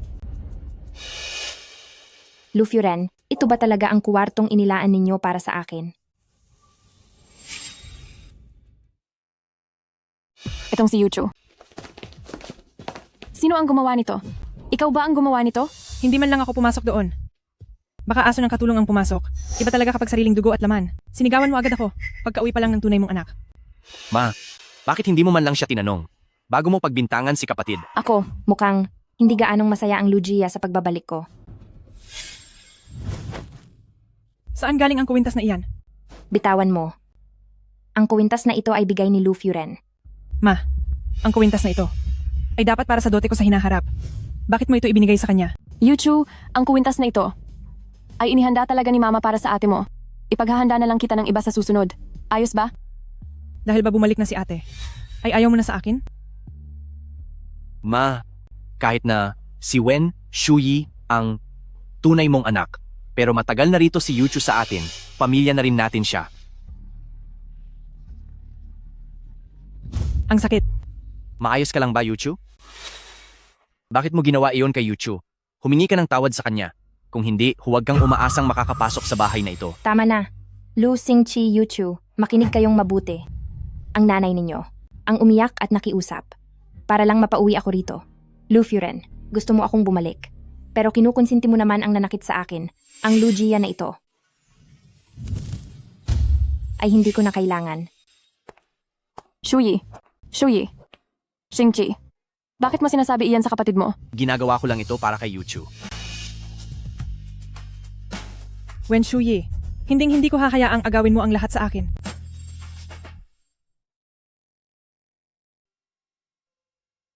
Shuyi, ipinagluto ka ni Mama ng sabaw. Inaabot ng 100 araw para gumaling ang mga bali sa buto, kaya kailangan mong magpalakas ng mabuti. Tungkol naman sa Lujia na iyan, hindi kanila gustong kilalanin at wala rin tayong pakialam sa kanila. Huo Furen, nandito po si Hinoong Lu at si Lu Furen. Gusto raw po nilang makita. Ang young madam, may mahalaga raw silang sasabihin sa kanya. Nagpapanggap lang sila. Sige na, papasukin mo sila. Gusto kong makita kung ano ba talaga ang mahalagang bagay na iyon. Opo. Kayo ba ang mag-asawa mula sa Lujia? Opo. Narito kami ngayon para bisitahin si Shuyi. At saka para... Kahit ano pa iyan, malinaw na ang lahat base sa inasal ninyo kahapon. Hindi ako babalik sa Lujia, kaya umalis na kayo. Shuyi. Nagpunta ba kayo rito sa Huojia para lang umarte? Paano naman magiging pag-arte iyon? Kami pa rin naman ang mga tunay na magulang ni Shuyi. Matagal bago namin siya nahanap, kaya syempre gusto naming bumawi sa kanya. Napag-usapan na namin ang lahat, mamaya ay uuwi kami para magpadala ng mga imbitasyon. Magdadaos kami ng isang magarbo at malaking piging. Iimbitahan namin ang lahat ng mga tanyag na pamilya sa Jiangling para sabihin sa kanila na nakabalik na ang panganay na anak ng Lujia. Mula pagkabata ay nakikitira lang si Shuyi sa iba. Marami siyang pinagdaan ng hirap. Siguradong hindi rin niya kayang basta na lang talikuran ang kanyang mga tunay na magulang. Dahil gusto niyo siyang kilalanin, tingnan natin kung tapat ba talaga kayo. Dahil kung hindi, baka makuha ng ibang tao ang mga bagay na para sa iyo at ang posisyon mo. Kahit na dito sa Huojiya, ang mga ganitong maliliit na bagay ay hindi naman natin pinapansin. Pero gayon pa man, ang mga bagay na dapat ay sa iyo ay dapat mong bawiin. Siyempre naman. Ginagawa na ang mga imbitasyon, nandito kami ngayon para personal na sabihin ito kay Shuyi. Sana nga. Pagod na si Shuyi, maaari na kayong umalis. Sige, mauuna na kami. Anak, samahan mo muna si Shuyi sa kwarto para magpahinga. Sige po.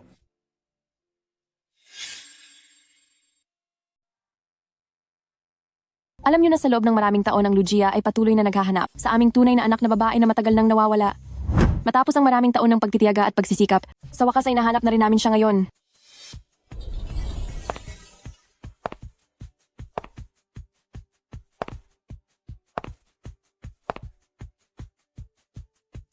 Sa inyong lahat, ito ang tunay na panganay na dalaga ng Lugia, si Wen Shuyi.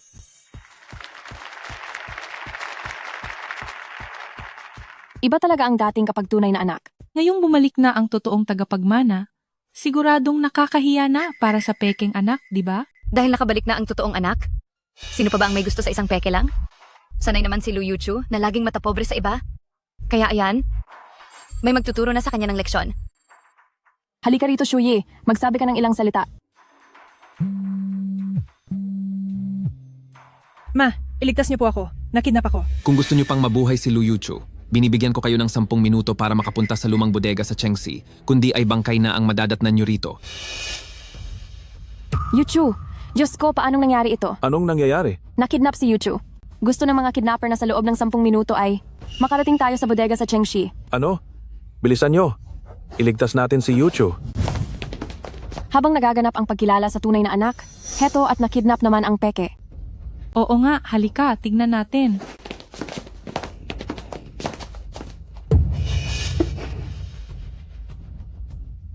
Wen Shuyi. Wen Shuyi. Agad ninyong alamin kung nasaan si Wen Shuyi. Masusunod po. Ma, tulungan niyo ako. Yuchu, Huwag kayong lalapit. hindi kami lalapit. Basta pakawalan mo lang si Yuchu. Kahit anong hilingin mo ay ibibigay ko.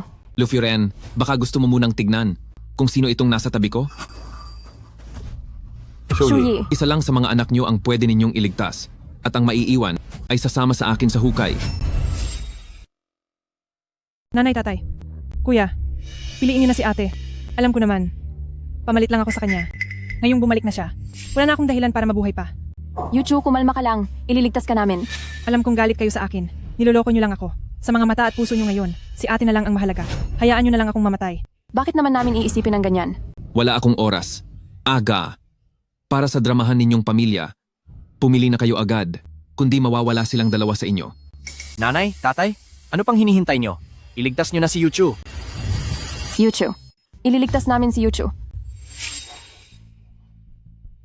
Nakapili na. Shuyi, matatakutin ang kapatid mo. Hindi niya kaya ang ganito. Maghintay ka lang. Siguradong ililigtas ka namin. Yuchu, ayos ka lang ba? Anong gagawin natin?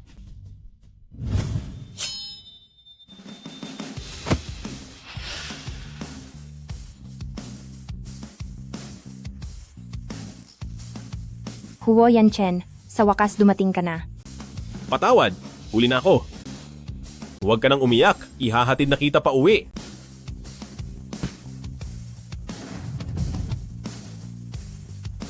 Liwan, dalhin mo sila sa istasyon ng pulis. Opo. Ilabas na sila. Shuyi, patawad kami ay. Bulag talaga kayong dalawa.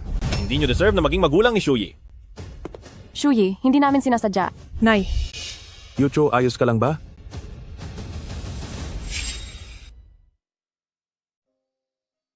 Ang Lugia na ito ay talagang walang katuwiran. Hindi man lang nila inisip ang kaligtasan mo na sarili nilang anak at mas pinili pang iligtas ang aroganteng ampon na iyon. Ayos lang po, ma. Hindi ko na sila ituturing na pamilya simula ngayon. Mag-usap muna kayo. Lalabas lang ako para ayusin ang ilang bagay. Sige.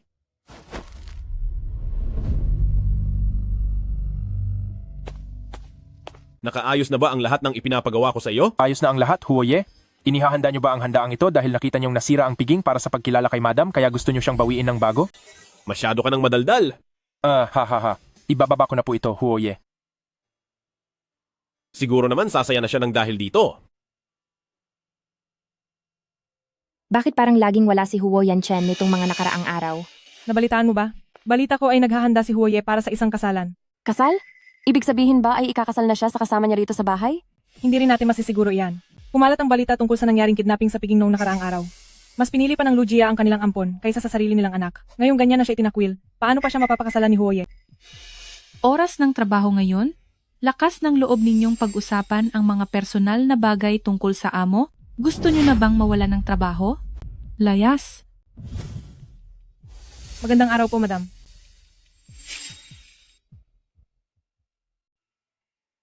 Yuchu, bakit mo ako hinahanap? Kuya, halika rito. Kuya, balita ko ay magdaraos ng handaan sa kasal ang Huojia. Ano naman kung may handaan sa kasal? Nabalitaan ko na patay na ang mga umampon kay Wen Shuyi at ayaw pa rin niyang bumalik sa Lugia. Sa handaan ng kasal, wala siyang pamilyang magtatanggol sa kanya, tiyak na lalaitin lang siya. Pero kuya, napakabuti ni Huo Yanchen sa kanya. Nag-aalala pa rin ako. Yuchu, hindi ba nabanggit sa iyo ng kaibigan mong si Luo Qing na may dating kasintahan si Wen Shuyi? Oo nga pala. Ang anak ng pamilyang Wen na nalugi na. Balita ko ay engaged na sila, pero hindi natuloy ang kasal nila. Paano naman ang batang iyon? Baka sa dati niyang kasintahan iyon? Anong ibig mong sabihin? Nakakagulat din dahil may ex-fiancé pala si Wen Shuyi pero hindi man lang nandidiri si Huo Yanchen. Sa oras ng handaan sa kasal, lalitaw ang dating kasintahan na iyon.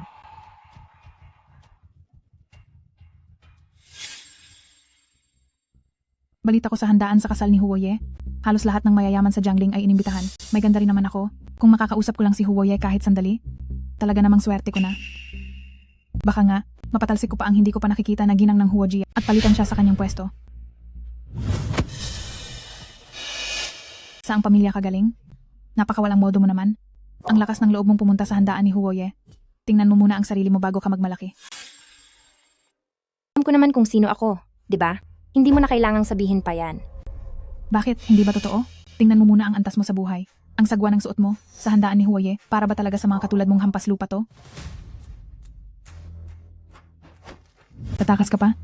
Tatawag ako ng security para palayasin ka.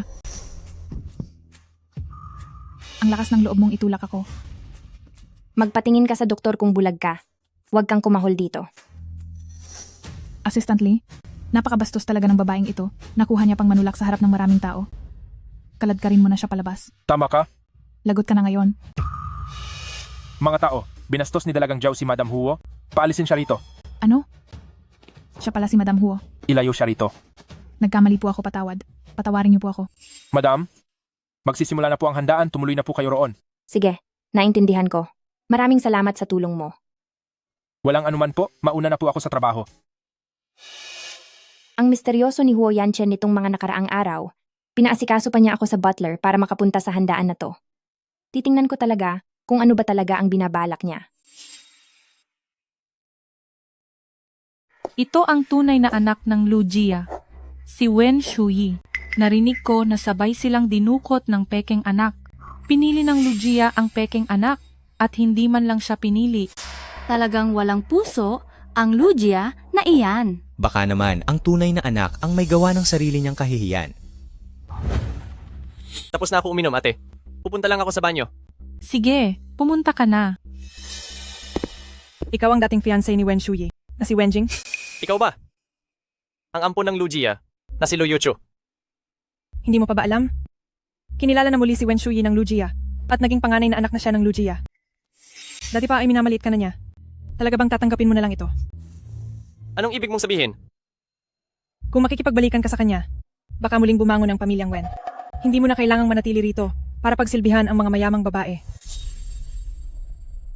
Gawin mo lang ang sinasabi ko at sisiguraduhin kong makukuha mo ang gusto mo. Anong balak mong gawin?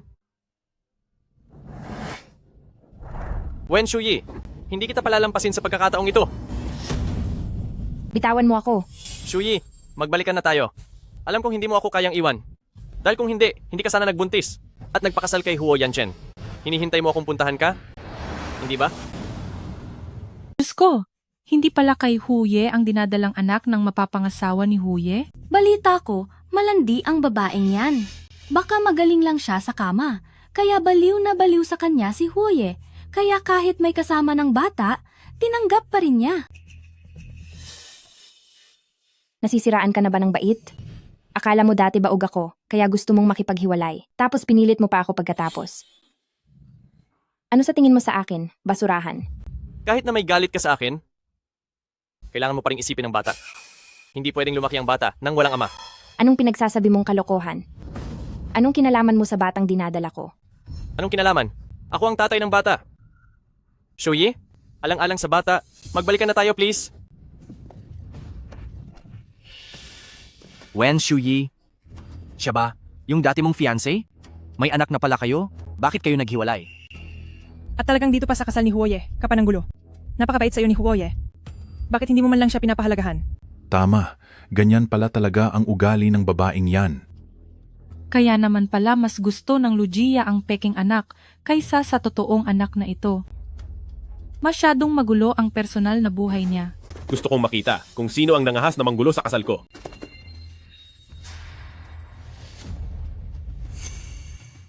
Yanchen, huwag kang makikinig sa mga kalokohan nila. Wala talaga akong kinalaman sa kanya. Huoye? Testigo ako. Isa lang siyang babaero. Noong kasama pa niya si Shuyi, magulo na ang personal na buhay niya. Sino sa buong Jiangling ang hindi nakakaalam na siya ang pinakamaharot sa lahat? Hindi talaga mapagkakatiwalaan ang mga sinasabi niya. May maniniwala ba sa mga sinasabi niyo? Ikaw? Nakaharap na ang mga magulang. Puro lang ba kuwentuhan iyon? Na ang dinadala niyang bata ay hindi sa akin? May maniniwala ba? Shuyi, alam kong hindi mo kayang makipaghiwalay sa pinuno ng Huo Jia. Ayos lang. Ako na ang magsasabi para sa iyo. Sigurado ka bang sa iyo ang batang ito? Siyempre, sa akin ang batang ito. Kaya gusto kong bigyan ng pamilya ang bata. Hay, ganoong klase palang tao itong si Shuyi. Totoong may kalokohan siya sa ibang lalaki. Hay, dahil hindi siya lumaki sa piling natin, napariwara na siya ngayong malaki na siya. Nakakahiya talaga sa Lugia natin. Ang panggugulo mo rito ngayong araw, sarili mo ba itong desisyon o may nag-utos lang sa iyo? Wala akong alam sa anumang utos. Ang alam ko lang ay mahal ko si Shuyi. Dinadala ni Shuyi ang anak ko. Pananagutan ko si Shuyi. Shuyi.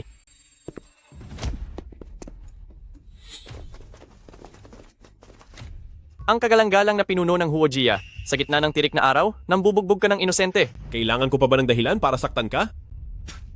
Bakit ka ba ganyan kayabang? Isang maruming babae lang si Wen Shuyi. Sa harap ng ibang tao, umaarte siya na parang isang maamong tupa. Pero ang totoo, malandi talaga siya, basura siya. Ang batang dinadala ni Wen Shuyi ay sa akin. Kung siya man ay birhen o hindi ba dapat ay alam ko? Matagal mo na siyang kasama, pero kahit kailan ay hindi mo nakuha ang katawan at puso niya. At nagagawa mo pang mag-ingay dito? Bangunin niyo siya.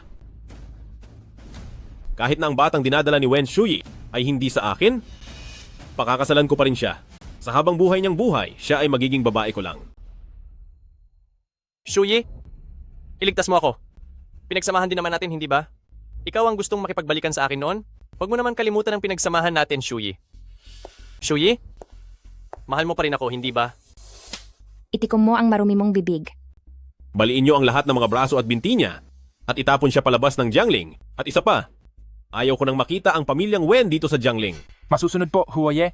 Ilabas na yan. Bitawan niyo ako. Huwag. Huwag. Huo Yanchen, paano mo ito nagagawa sa akin? Ilang taon na kitang mahal. Bakit mo pinoprotektahan si Wen Shuyi? Dapat ay ako lang ang asawa mo. Huwag mo akong idaan sa moral guilt. Saang batas nakasaad na? Dahil mahal mo ako, ay kailangan na kitang pakasalan? Hindi maaari. Hoy! Hoy! Yuchu, Saan ka pupunta? Yuchu. Saan ka ba pupunta, hoy? Saan ka pupunta? Bakit hindi? Tayo manood ng eksena? Yuchu, kumalma ka.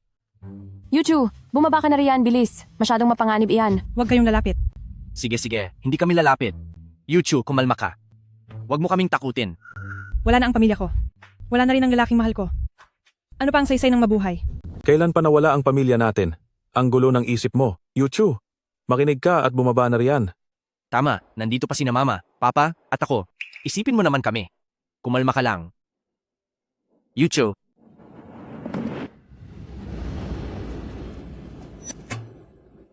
Yucho! Yucho! Yucho! Yucho. Yucho. Bumaba ka lang. Ibibigay ni Mama ang lahat ng gusto mo. Gusto ko si Huo Yanchen. May bibigyan niyo ba siya sa akin? Hindi naman ito mataas. Kasal na siya kay Wen Shuyi. At may anak na rin sila. Yucho, pagsasabihan ko ang ate mo, namangako sa'yo, hindi ba? Bumaba ka lang. At pag didiborsyuhin ko siya kay Huo Yanchen, ibibigay ko siya sa iyo. Hindi ako makikipagdiborsyo kay Huo Yanchen. Ikaw, Hindi pag-aari ng kahit sino si Huo Yanchen. May sarili siyang pag-iisip at sariling desisyon. Hindi ko siya ibibigay. alam ko nang ganito ang mangyayari. Ma, ayoko na mabuhay. Yucho, huwag mo namang takutin si Mama. Hayaan mo siyang tumalon. Nandito. Alang tayo sa ikalawang palapag. Hindi naman siya mamamatay kapag tumalon siya riyan. Noong nasa Luogia pa ako, maraming beses na akong tumalon. Bakit mo hinahamon ang kapatid mo na tumalon? O sige, pabayaan mo siyang tumalon para subukan. Baka sakaling biglang ma-inlove sa iyo si Huo Yanchen. Subukan mo.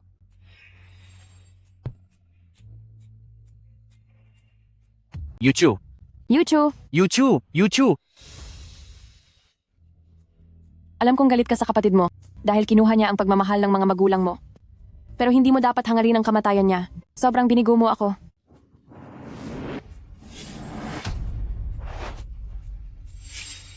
Ang lakas ng loob mong manakit. Sasabihin ko sa iyo, asawa ko si Wen Shuyi. Sino mang magtangkang mangapi sa kanya sa susunod ay kalaban ko na rin. Mag-isip-isip kayo.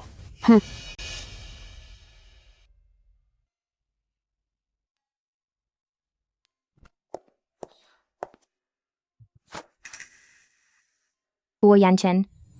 Ikaw.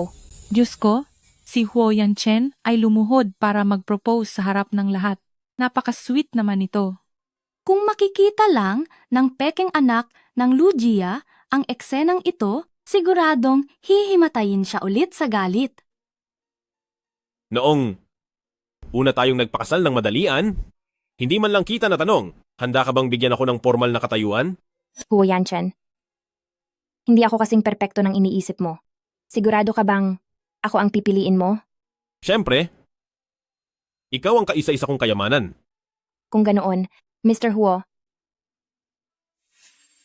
isuot mo na sa akin ang singsing. Aking karangalan, Mrs. Huo. Halik! Halik! Halik na! Shuyi. Congratulations, na-promote ka na. Simula nang umalis si Luo King, wala pang pumapalit sa posisyon niya bilang supervisor. Ikaw ang pinakaangkop para sa posisyon na iyon. Salamat. Ano naman kung naging supervisor ka na? Kasal na si Huozong. Dahil sa pagiging kabit, ang mga bagay na nakuha mo ay hindi kailanman magiging kagalang-galang. Hindi kailanman ako naging kabit at hindi ko alam kung saan nyo nakuha ang balitang iyan. Pero gayon pa man, ang pananatili ko rito sa kumpanya hanggang sa ma-promote ay dahil sa sarili kong pagsisikap. Kung gusto nyo, maaari rin kayong magsikap ng mabuti para malampasan nyo ako. Hanggang ngayon ay nagpapanggap ka pa ring matapang na babae? Nakakatawa ka talaga. May hindi ka pa alam? Kung hindi siya magpapanggap na masipag, paano niya malalandi si Huoye at makakaakyat sa kama ni Huoye? Hoy, nabalitaan kong kayo pa ng ex-fiancé mo at hindi pa kayo naghihiwalay noong sumiping ka na kay Huoye. Bakit hindi ka magturo sa amin? Siguradong mas magaling ka pang magturo kaysa sa mga elite school? Hahaha. Naiinggit lang talaga kayo. Kaya ano bang pinuputok ng butsi nyo riyan? Talagang naiinggit ako. Kaya nga gusto kong magpaturo kay Wen Shuyi para makalandi rin ako ng mga mayamang boss. At nang hindi na ako mahirapan pa sa hinaharap. Alam nyo ba na si Shuyi ay ang... Dahil gustong-gusto nyo naman palang makialam sa buhay ng ibang tao, bakit naging mga kawani pa kayo rito? Sayang naman. Baka dapat ko na kayong sisantihin nang sa gayon ay makahanap na kayo ng ibang mapagtatrabahuhan. Ikaw? Tara na. Shuyi, bakit ayaw mong hayaan ako magsalita? Ikaw kaya ang asawa ni Huoye. Kahit sabihin mo pa, makakahanap pa rin sila ng ibang paraan para atakihin tayo. Sige na, may pipirmahan pa tayong kontrata mamaya. Ihanda na natin ang mga kailangang dokumento. Mr. Kian, pag-isipan niyo po ito. Maaari ba nating mapirmahan ang kontrata ngayong araw? Huwag kang magmadali. Marami pa tayong oras. Manager Wen, libre ka ba mamaya? Sabay tayong kumain sa labas. Pag-usapan natin ito habang kumakain. Pasensya na po, Boss Kian. May asawa na po ako. Hinihintay na po ako ng pamilya ko sa bahay mamayang gabi. Bakit mo pa kailangang magsinungaling kay Kuya Kian? Ang mga batang babae ngayon ay wala namang nag-aasawa ng maaga. Shuyi, huwag ka munang tumanggi kay Kuya Kian. Oh, Mr. Kian, ipapaliwanag ko po sa inyo ang bagong proyekto ng kumpanya namin. Baka sakaling magustuhan niyo ito. Manager Wen, huwag kang tumakas. Bitawan mo ako. Lumayo ka sa akin. Ang tapang mo, gusto ko iyan. Tuturuan talaga kita ng leksyon ngayong araw. Bitawan mo ako. Huli ka? Wen Shuyi? Ginagamit mo pa ang pagpirma ng kontrata para lang makipaglandian dito sa conference room. Tingnan nyo ito. Bilis. Hindi lang nakikipagtalik si Wen Shuyi kay Huozong para maging kabit, kundi pati na rin sa gitna ng tirik na araw. Ay nakikipaglandian pa siya sa iba. Huwag kang gumawa ng kung ano-anong chismis tungkol sa akin. Ang bastos na lalaking ito ang ayaw akong tantanan. Wen Shuyi, wala ka na ba talagang hiya? Talaga bang iniisip mo na lahat ng lalaki ay magkakagusto sa iyo? Ano ang ginagawa ninyo rito? Huozong. Sa unang araw pa lang ni Manager Wen sa trabaho, ay nakikipaglandian na agad siya rito sa conference room. Napakagulo talaga ng kanyang personal na buhay. Hindi ba ito si Huozong? Tamang-tama. Ang supervisor Wen rito, gustong-gusto ko siya. Wala akong pakialam kung may asawa na siya o wala. Basta't ibigay mo siya sa akin. Ang kontratang ito, pipirmahan ko agad. Diyos ko! Wen Shuyi, may asawa ka na, pero lumalandi ka pa rin sa labas? Wen Shuyi, ang dumi naman ng personal na buhay mo, kahit sinong lalaki na lang ay kakapitan mo. Bukod sa may asawa na siya, buntis pa siya. Bukod sa buntis na siya, gusto pa niyang maging kabit ni Huozong. At ang masaklap pa, lumalandi pa siya sa lalaking 50 taong gulang sa labas. Pakiramdam ko pati mata at tenga ko na dumihan. Ang ganitong klase ng tao, paano pa nakakapagtrabaho sa kumpanyang ito? Tama? Kung mananatili pa si Wen Shuyi sa kumpanya, baka kung ano pang kalandian ang gawin niya sa susunod. Huwag kayong mamparatang ng basta-basta. Maliwanag na siya ang unang nambastos kay Shuyi. Bakit niyo sinisisi ang lahat ng ito sa babae? Hoy, ang dumi rin ng bunganga mo. Bata ka. Kung hindi lang siya nagsuot ng ganyang kahalay, hindi ko naman gagawin iyon, di ba? Kasalanan niya ang lahat. 2025 na ngayon, hindi ko akalain na may mga tao pa rin ginagamit ang hitsura at pananamit ng babae bilang dahilan para siya ibastusin at atakihin. Huozong, may mga CCTV sa loob ng conference room kung sino ang tama at sino ang mali. Malalaman natin kapag tiningnan ng record. Tingnan ang CCTV? Akala mo ba ang CCTV ng kumpanya ay pwedeng tingnan ng basta-basta lang? Huozong, anong ginagawa niyo? Hindi ba dapat ang babaeng ito ang may problema? Si Wen Shuyi ay ang aking asawa. Kailangan ko pa bang tignan ang surveillance para malaman kung sino ang tama o mali? Pero hahayaan ko kayong mamatay nang malinaw ang lahat. Halika, ipakita sa kanila. Li Yuan, pumunta ka na ngayon sa internet at ilabas ang pagkakakilanlan ni Wen Shuyi. Gusto kong malaman ng buong Jiangling na siya ang asawa ko, ni Huo Yanchen. Opo. Kung may magtatangka pang lumaban sa asawa ko sa susunod, ay kinakalaban na rin nila ang Huo Jia. Huozong? Huozong, patawad po. Huozong. Huozong, patawad po. Patawarin niyo po ako sa pagkakataong ito. Ilabas sila. Ang yabang mo ha?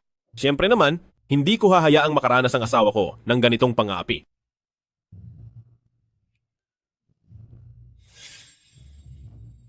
Yucho, Sa susunod na mga araw, makipagkita ka sa boss ng Wang Shi Jituan. Pag-usapan niyo ang tungkol sa petsa ng kasal at ang dote. Nay, 50 taon na ang Wang Shi Laoban na iyan. Isa pa siyang perberti. Gusto niyo talaga akong ipakasal sa kanya? Hindi ako pakakasal. Hindi ba't lahat ng ito ay kasalanan mo? Kung hindi dahil sa pag-iyak at pagpilit mo kay Huo Yanchen noon, titirahin ba tayo ni Huo Yanchen? Ngayon, bumagsak na ng husto ang negosyo nating mga Lugia. Kung hindi ka pa magpapakasal, malulugi na tayo ng tuluyan.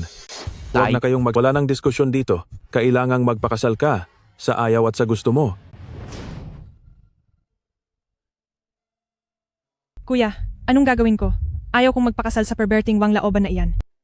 Alam ko na. Yuchu, hindi ba't kaya lang naman nakadikit ang Wen Shui na iyon kay Huo Yanchen ay dahil nagkaanak sila?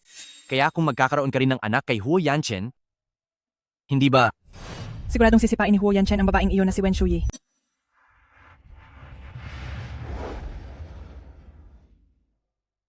Jiangling, Wen Shuyi, ang Huo Jia Zhangmenren, ang asawa ni Huo Yanchen. Sinumang mangahas na saktan siya, madadamay ang buong pamilya niyo sa libingan. Li Yuan, saang nobela mo ba kinopya ang mga linyang iyan? Nakakahiya naman. Huoye, lalabas lang ako para sagutin ang tawag. Sige.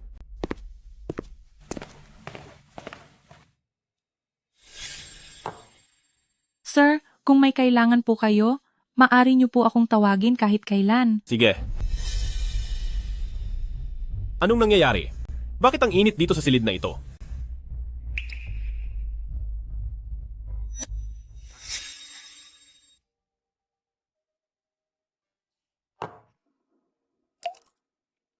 Dobleng kasiguraduhan. Hindi ako naniniwalang hindi kakagat si Huo Yanchen. Kuya Yanchen, pagod ka na. Kailangan mo nang magpahinga. Layas! Alam kong pinakasalan mo si Wen Shuyi dahil lang buntis siya sa anak mo.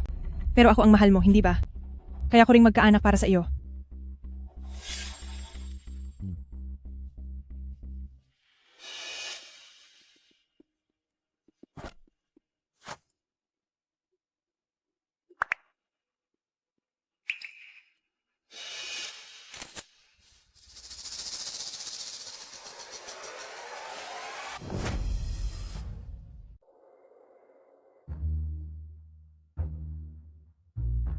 Humanda ka sa akin, Huo Yanchen. Ang lakas ng loob mong magloko habang buntis ako. Hindi maaari. Kailangan ko itong malinawan. Huo Yanchen. Magpaliwanag ka sa akin ngayon din. Ano ba? Bitawan mo ako. Nasasaktan ako. Huo Yanchen. Masakit ang tiyan ko. Shuyi, anong nangyayari sa'yo? Dadalhin kita sa ospital ngayon din. Halika na.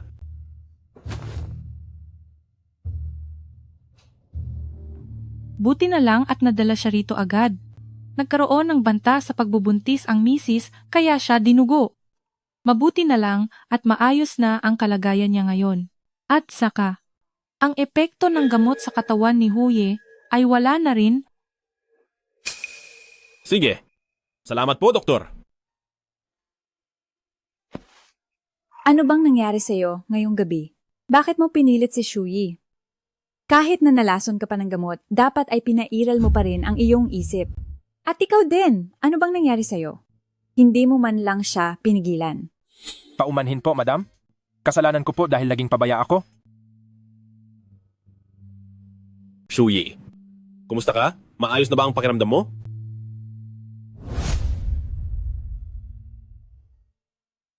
Buti na lang talaga.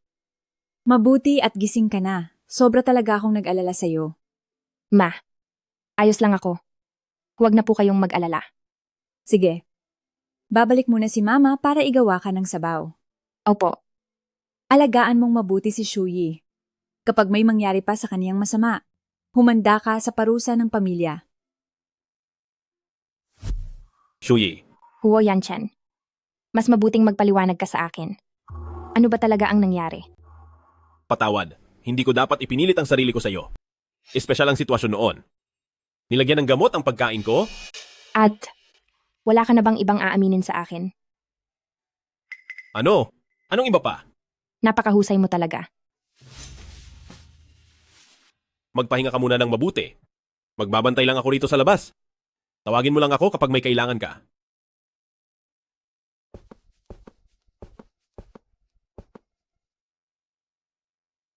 Mag-imbestiga ka ngayon din. Imbestigahan ang Lugia. Gusto kong makita kung tingin ba nila ay masyadong mahaba na ang buhay nila. Opo.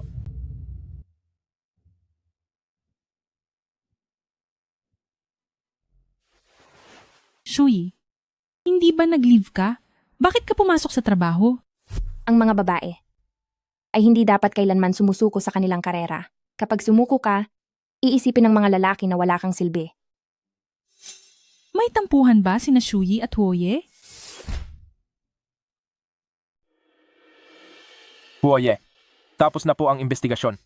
Sina Lu Yuchu at Lu Xingqi ang may gawa nito. Sinuhulan nila ang waiter sa restaurant para maglagay ng gamot. Bakit parang malungkot pa rin po kayo, Huoye? Hindi pa rin po ba kayo pinapatawad ni Madam? Maghintay ka lang muna rito. Lalabas lang ako saglit. Huoye, iba talaga ang tapang ni Madam? Nagagawa niyang pahiyain si Huoye. Shuyi, alam kong masama ang loob mo nitong mga nakaraang araw, kaya naman sinadya kitang dalhin dito para mag-relax.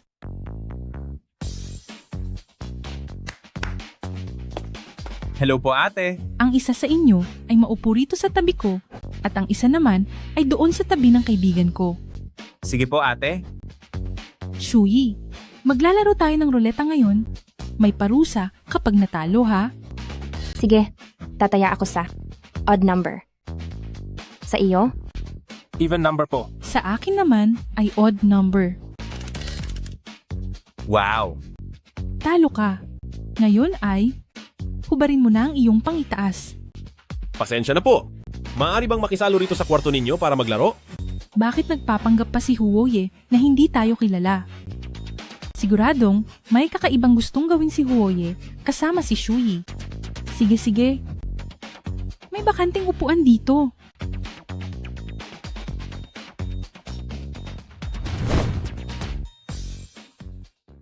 Bilisan nyo! Sir, tumaya ka na. Tataya ako. Sa 0. Matapang ka ah. May parusa kapag natalo ka. Zero Wow, talaga. ang swerte mo naman. Sa pagkakataong ito, tataya ako sa 15, 20 at 21. At sa huling numero na 8. Bakit nanalo ka na naman? Kung gusto niyang matalo ako, handa akong magpatalo. Sige, kung ganoon ay talo ka na ngayon. Maghubad ka na. Hubad. Pinaghubad lang kita. Gagawin mo talaga? Love at first sight ako sa iyo, kaya syempre, susunod ako sa lahat ng sasabihin mo. Maganda na ang timpla ng usapan. Aalis na ang isturbong gaya ko rito. O paano, Shuyi? Isasama ko muna ang dalawang ito para mag-disco. Mag-usap kayong mabuti rito. Huo Yanchen, ano bang pinaglalaban mo? Gusto ko nang makipaghiwalay sa iyo. Hindi pa kita tinatanong kung bakit ka naghahanap ng mga lalaki rito ngayon, tapos magagawa mo pang banggitin ang paghihiwalay. Ikaw nga itong hindi tapat sa pagkalalaki mo. Hindi mo makontrol ang sarili mo, kaya wala akong karapatang magsalita.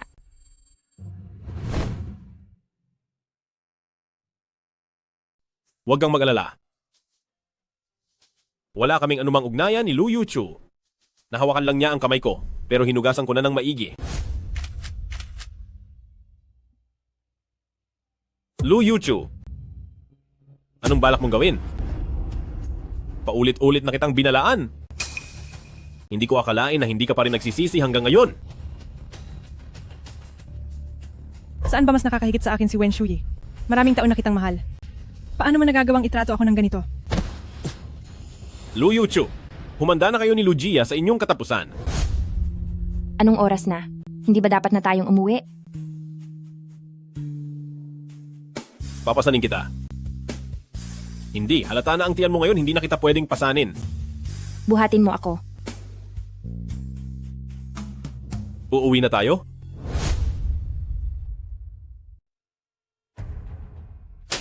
Tingnan mo ang ginawa mo. Pinilit mo talagang lasunin at saktan si Huo Yanchen. Ngayon, tignan mo, bangkarote na ang Lugia. Pa, bakit mo sinasaktan si Yuchu? Ako ang may gawa nito. At ikaw rin, hinahayaan mo lang si Lu Yuchu na gumawa ng kalokohan. Tinulungan mo pa siyang maglagay ng gamot para saktan si Huo Yanchen. Masyado na ba akong mabait sa inyo? Pa, ginawa ko rin ito para sa pamilya natin. Kapag nabuntis ako sa anak ni Huo Yanchen, sa tingin mo ba ay hindi niya ako pakakasalan? Ikaw, Ngayong nandito na tayo sa sitwasyong ito, wala na tayong magagawa. Yuchu at Xingqi, sumama kayo sa amin. Para humingi ng paumanhin kay Shuyi, magmakaawa tayo na patawarin nila tayo. Para saan pa? may mukha ka pang magtanong kung para saan? Kailangang pumunta.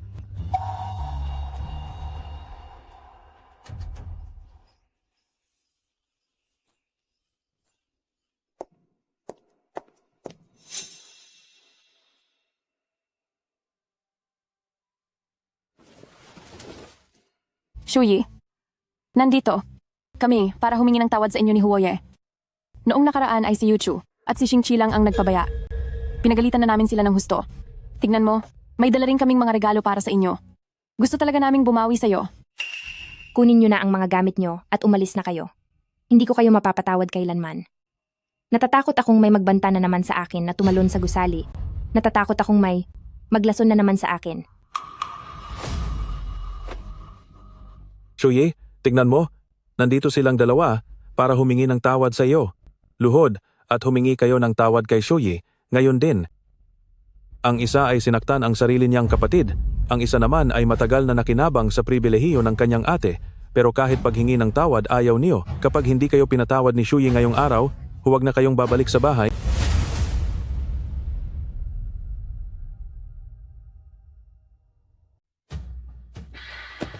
Yuchu, anong nangyayari sa iyo? Kuya, talagang kasalanan naman natin ito kay ate. Nararapat lang na lumuhod tayo. Patawad. Hindi ko dapat inutusan ng taong iyon para lagyan ng gamot si Huo Yanchen. Hindi rin ako dapat nagbantang magpakamatay para takutin ka. Hindi ko dapat idinaan sa pagpapanggap na nakidnap ako. Nagkamali ako. Aking kapatid. Nagkamali ako.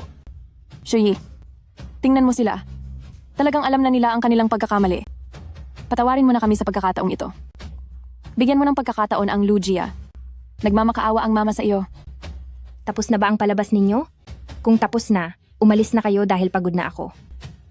Shuyi, ato, paano naman ito naging pag-arte lang? Lumayas na kayo. Tumayo kayo. Tumayo na kayo.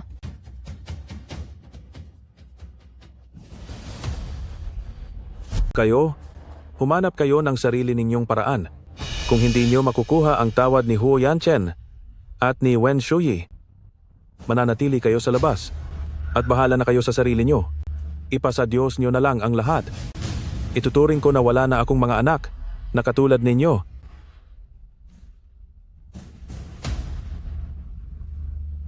Wen Shuyi, kung hindi dahil sa iyo, hindi sana hahantong sa ganito ang Lugia. Hindi rin sana ako iiwan ni Huo Yanchen. Kasalanan mo ang lahat ng ito. Yuchu, ano nang gagawin natin ngayon? Kuya, basta't mawala lang si Wen Shuyi, babalik ang lahat sa dati nating buhay. Mawawala.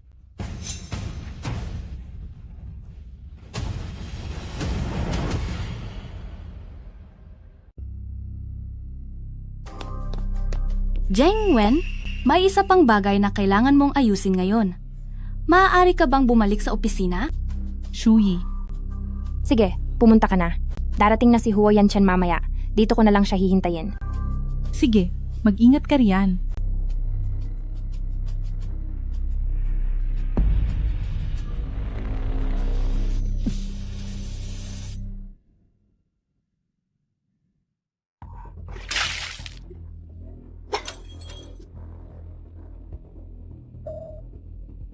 Lu Yuchu, Lu Xingqi.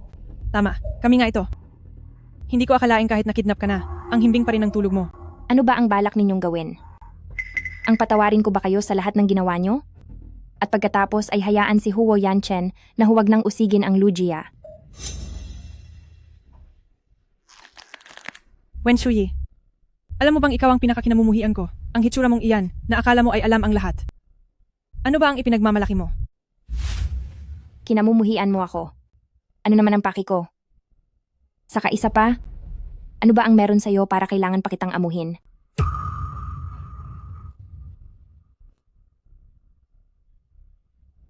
Alam mo ba kung gaano ko nakatagal na mahal si Huo Yanchen? Alam mo ba kung gaano karaming hirap ang dinanas ko para lang maging anak ng Lu Jia? Tapos ngayon ay sisirain mo lang ang lahat sa akin.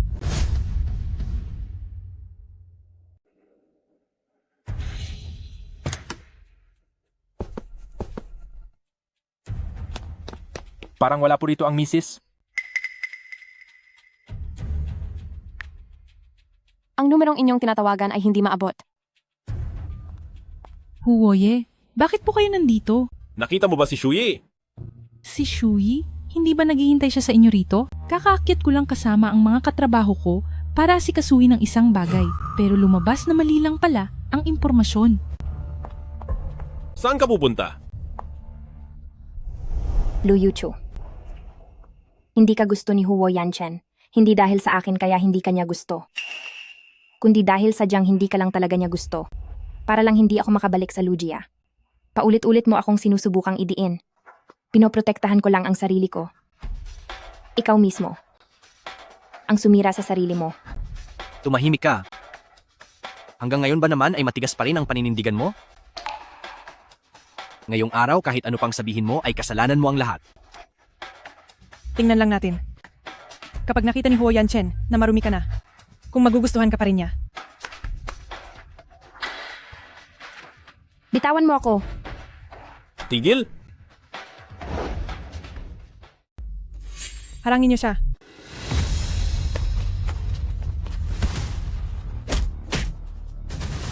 Huo Yanchen, subukan mong humakbang ng pasulong. Papatayin ko si Wen Shuyi sa harap niyo. Mundur.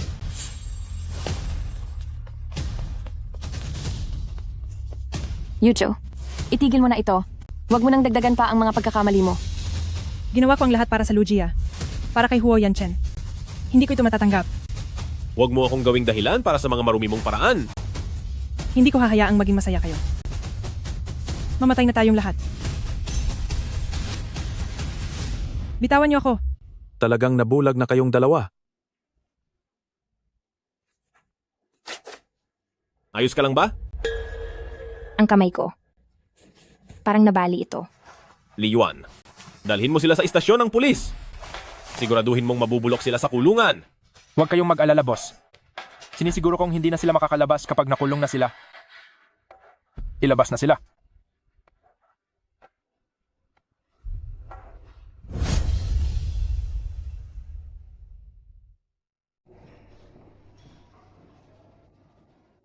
Buti na lang at walang malalang pinsala sa kamay mo.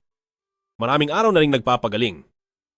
Kapag lumabas na ang resulta ng check-up ngayong araw, pwede na tayong lumabas ng ospital. Sige. Shuyi, kumusta ka na? Narito si Mama para makita ka. Lu Furen, nandito ka ba para tingnan kung napatay na ako ng paborito mong ampon? Shuyi, paano mo nasabi iyon? Ikaw ang tunay na anak ni Mama. Siyempre gusto ni Mama na maging maayos ka. Talaga ba? Hinayaan mo sina Lu Yuchu at Lu Xingqi. Napilitin akong painumin ng pampalaglag, muntik na nilang mabali ang mga binti ko. Hinayaan mo silang sirain ang kwarto ko. At dahil pa kay Lu Yuchu, ay muntik mo na akong masampal. Lu Furen, itinuturing mo ba talaga akong sarili mong anak? Shuyi, patawad. Ang isang salitang patawad ay sapat na ba para mabura ang lahat? Umalis ka na. Hindi ko kayo mapapatawad. Shuyi, ano ba ang kailangan kong gawin? Para mapatawad mo ako? Hihingi ng tawad si Mama sa iyo. Lu Furen, lumabas na po kayo? Huwag nyo nang gagambalain si Shuyi sa susunod. Shuyi, patawarin mo si Mama. Nagkamali ako sa iyo.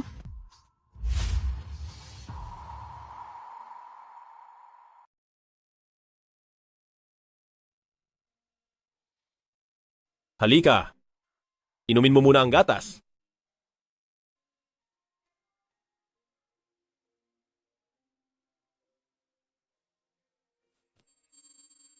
Anong nangyari? Hindi ba masarap? Hindi naman. Yan, Chen. Sa buhay na ito, ikaw lang at si Mama ang pamilya ko. At ang anak natin.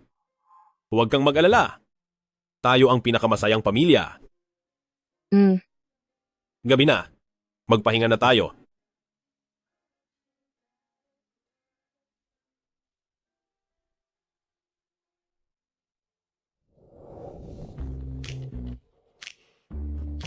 Tamang-tama lang ang init ng tubig. Pwede ka nang maligo. Hindi ko kaya. Tulungan mo akong maligo.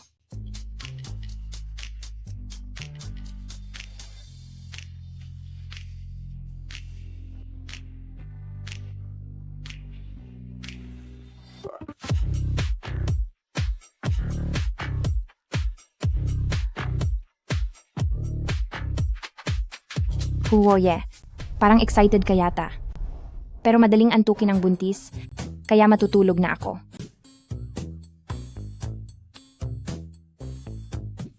Magandang gabi. Magandang gabi, Huo Yanchen.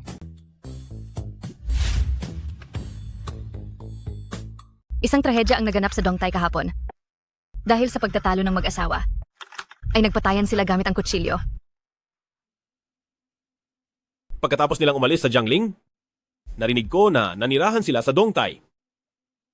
Ang ganitong uri ng pangyayari ay walang sinumang nagnanais na maganap. Paano nangyari ang ganoong bagay? Ginusto nila ang nangyari sa kanila.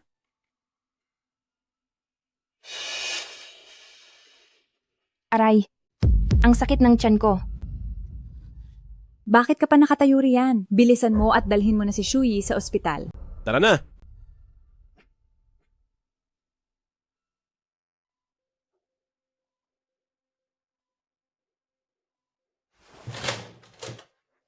Doktor, ano na ang lagay niya? Huwag po kayong mag-alala, ligtas ang ina at ang sanggol. Mabuti naman.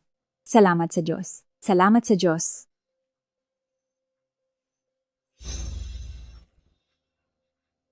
Shuyi, Hayaan muna nating makapagpahinga si Shuyi. Siguradong pagod na pagod ang batang ito. sige, tara na!